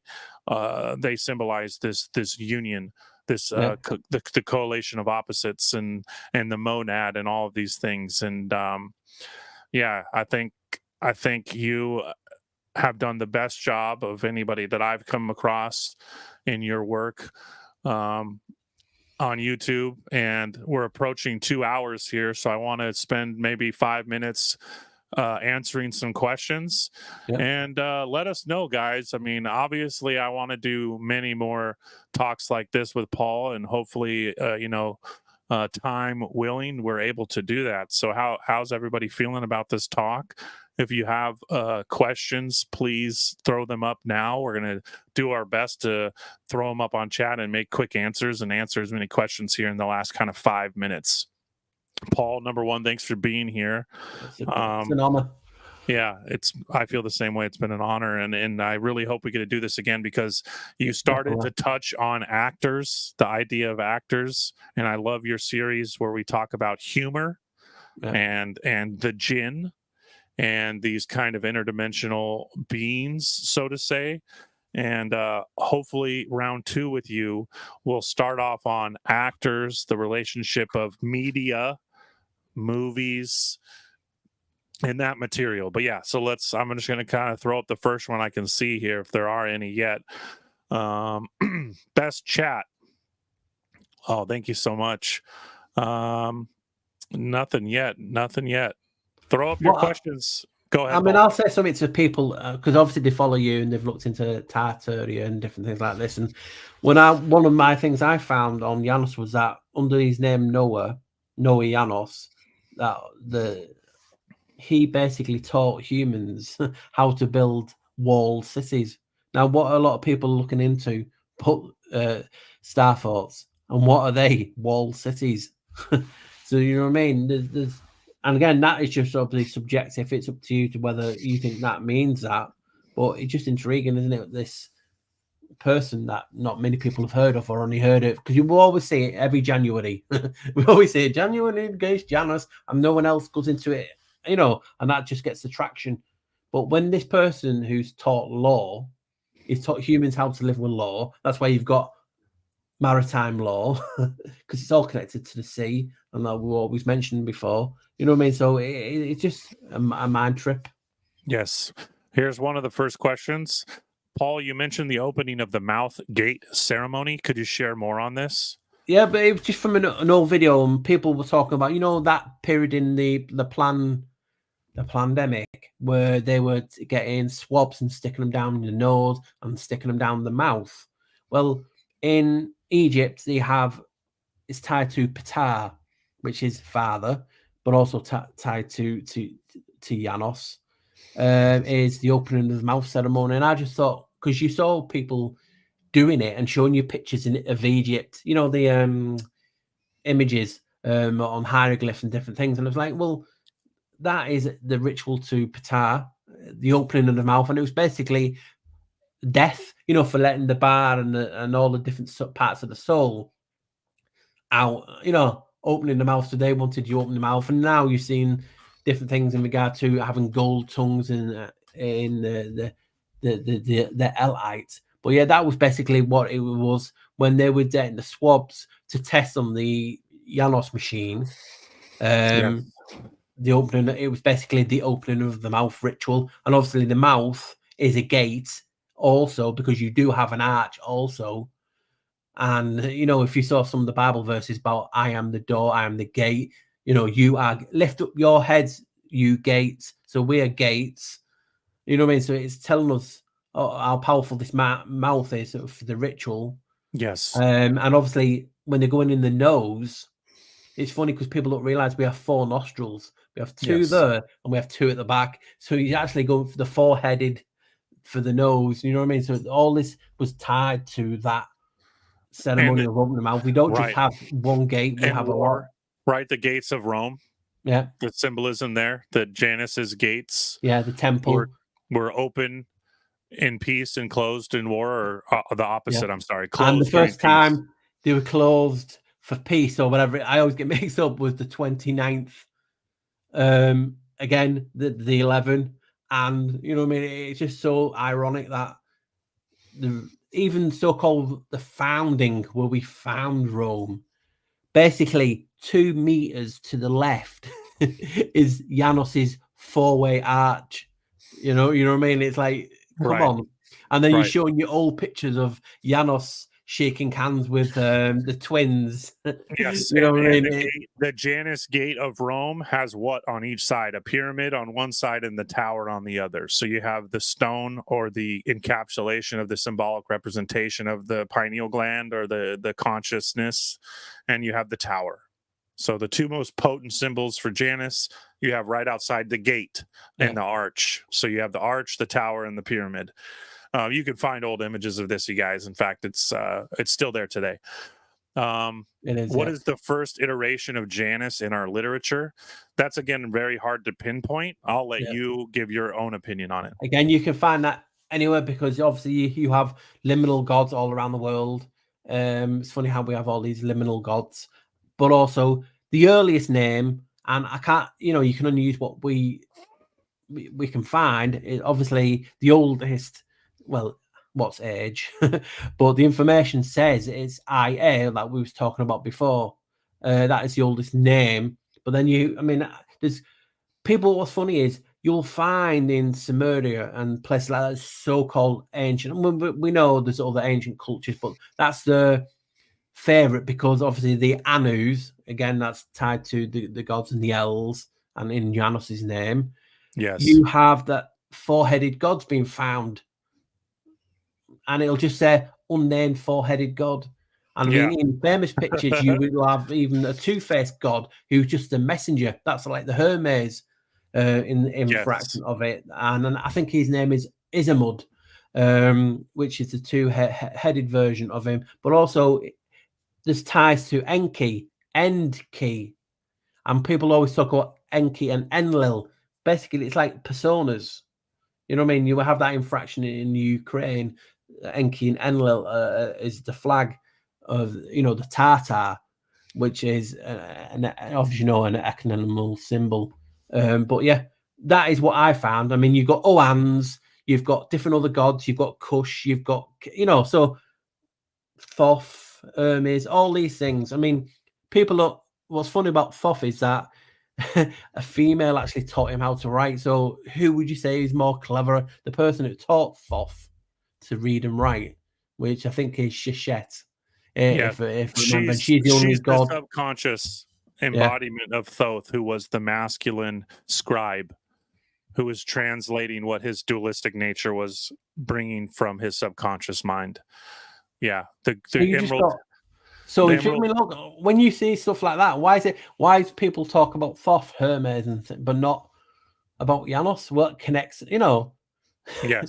Well, it's because when we talk from just a classical quote Roman translation, Janus goes by many names, and it would be what I would call a more historically new name.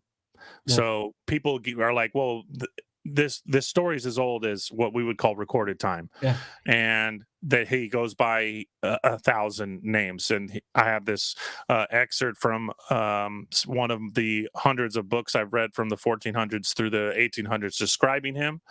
And I'll read this really quick, and I think we'll close it out here. Under the word Noah, the same author, the history of the patriarch was recorded by the ancients throughout their whole theology, but it has been obscured by their describing him under so many different titles and such a variety of characters. They represented him as Thoth, Hermes, Janus, Menes, Osiris, Zuth, Atlas, Deucalion, Inachus, Prometheus, Saturn, Dionysus, etc., etc. Among the people of the East, the true man of the patriarch was preserved. They call him Nous, and sometimes contracted What Nous. I mentioned for Nous. Correct. But Nous is the Greek term for mind. Now, what did he build? He built an ark, which is also the word for mind. And Brian proceeds to quote, and blah, blah, blah, goes on to describe more of what we're saying. But one need only look into the symbolical nature of any of these stories, and you'll find a lot of the roots that we were describing here, and that Paul has done such an amazing job cataloging and turning them into video formats that any of you can digest. So I'm going to wrap it up here. I look forward to everybody's comments, and I really, really, really hope we can do a part 2, because again, we left so much meat on the bone for us to digest in 1, 2, 3, 4, 100 of these videos. So you guys, let us know in the comments what you thought about this. And thank you so much to Bubba Hotep for his $20 donation, Lisa Lambert for her $20 donation, Hollis for his $5 donation, and Zenith for his $2 donation. That means a lot to me. Appreciate it so much. And we wouldn't be able to do this video without what I'm proud to call my good friend Paul here. And make sure you check out his channel and you hit him up on social media. We are posting so many similar things. It's quite eerie sometimes. And yeah, how would you like to finish it out here, Paul? I just want to appreciate everyone for the time listening, whether you agree or not. And that's reality of this realm that we work in. We're all talking in different spells, and each spell has an effect on each other. You either vibe with it or it agitates you, and there's no harm in that. You know what I mean? It's just information, and it's just good to be able to get on here and talk to you. It's been a long time coming, and I'm glad people were just appreciating in the chat, enjoyed something different. And again, this is just tip of the iceberg of sorts. And please just go in and check out Ben's work on it, my work on it, anyone else's work on it, and you will see it's worthy of investigation and given time to, you know, because it's just broken out how I started at the beginning to now talking about this realm that we live in and how it's all connected. It's mind blowing, as I say, and I want to thank everyone for, you know, giving the time up. Yeah, hopefully I'll see everybody. You in my chat. I want to see you guys in his comments, checking out his videos, letting him know you want a round 2. You know, you got to let him know that you appreciate the talk. And because, you know, I've said this so many times, and I've talked about Paul in many videos, that if I had to recommend, you know, a channel where you get to download all the videos and you're going to watch them over and over, it's going to be Paul's channel, honestly. And there's just such a depth of material there. And again, kind of bringing my own little twist on things. Again, the subconscious representations of this dualistic nature that embodies all of us as human beings, and what creates this realm that we inhabit and this kind of matrix that we live in. And that this research of Paul's is so vital, and it will really help you wrap your mind around kind of the historical representations that our ancestors, because really that's, you know, we all come from one source, that monad, that egg, the sperm and the egg, the symbolism we talked about here. It all goes back to this point. So I love you guys all so much. And, you know, I think at one point we had 160, 170 people in here. So super grateful for that midday. And Paul, number one, thank you to you for making time to do this chat. And I look forward to doing it again. And all you guys out there, make sure you blow Paul up and let him know how much you appreciate his work. And whenever you check out one of his videos or one of his comments, or you give him a follow, you let him know. And stay tuned for the next talk, guys. And thank you so much. And enjoy. Bye now. Appreciate you guys so much.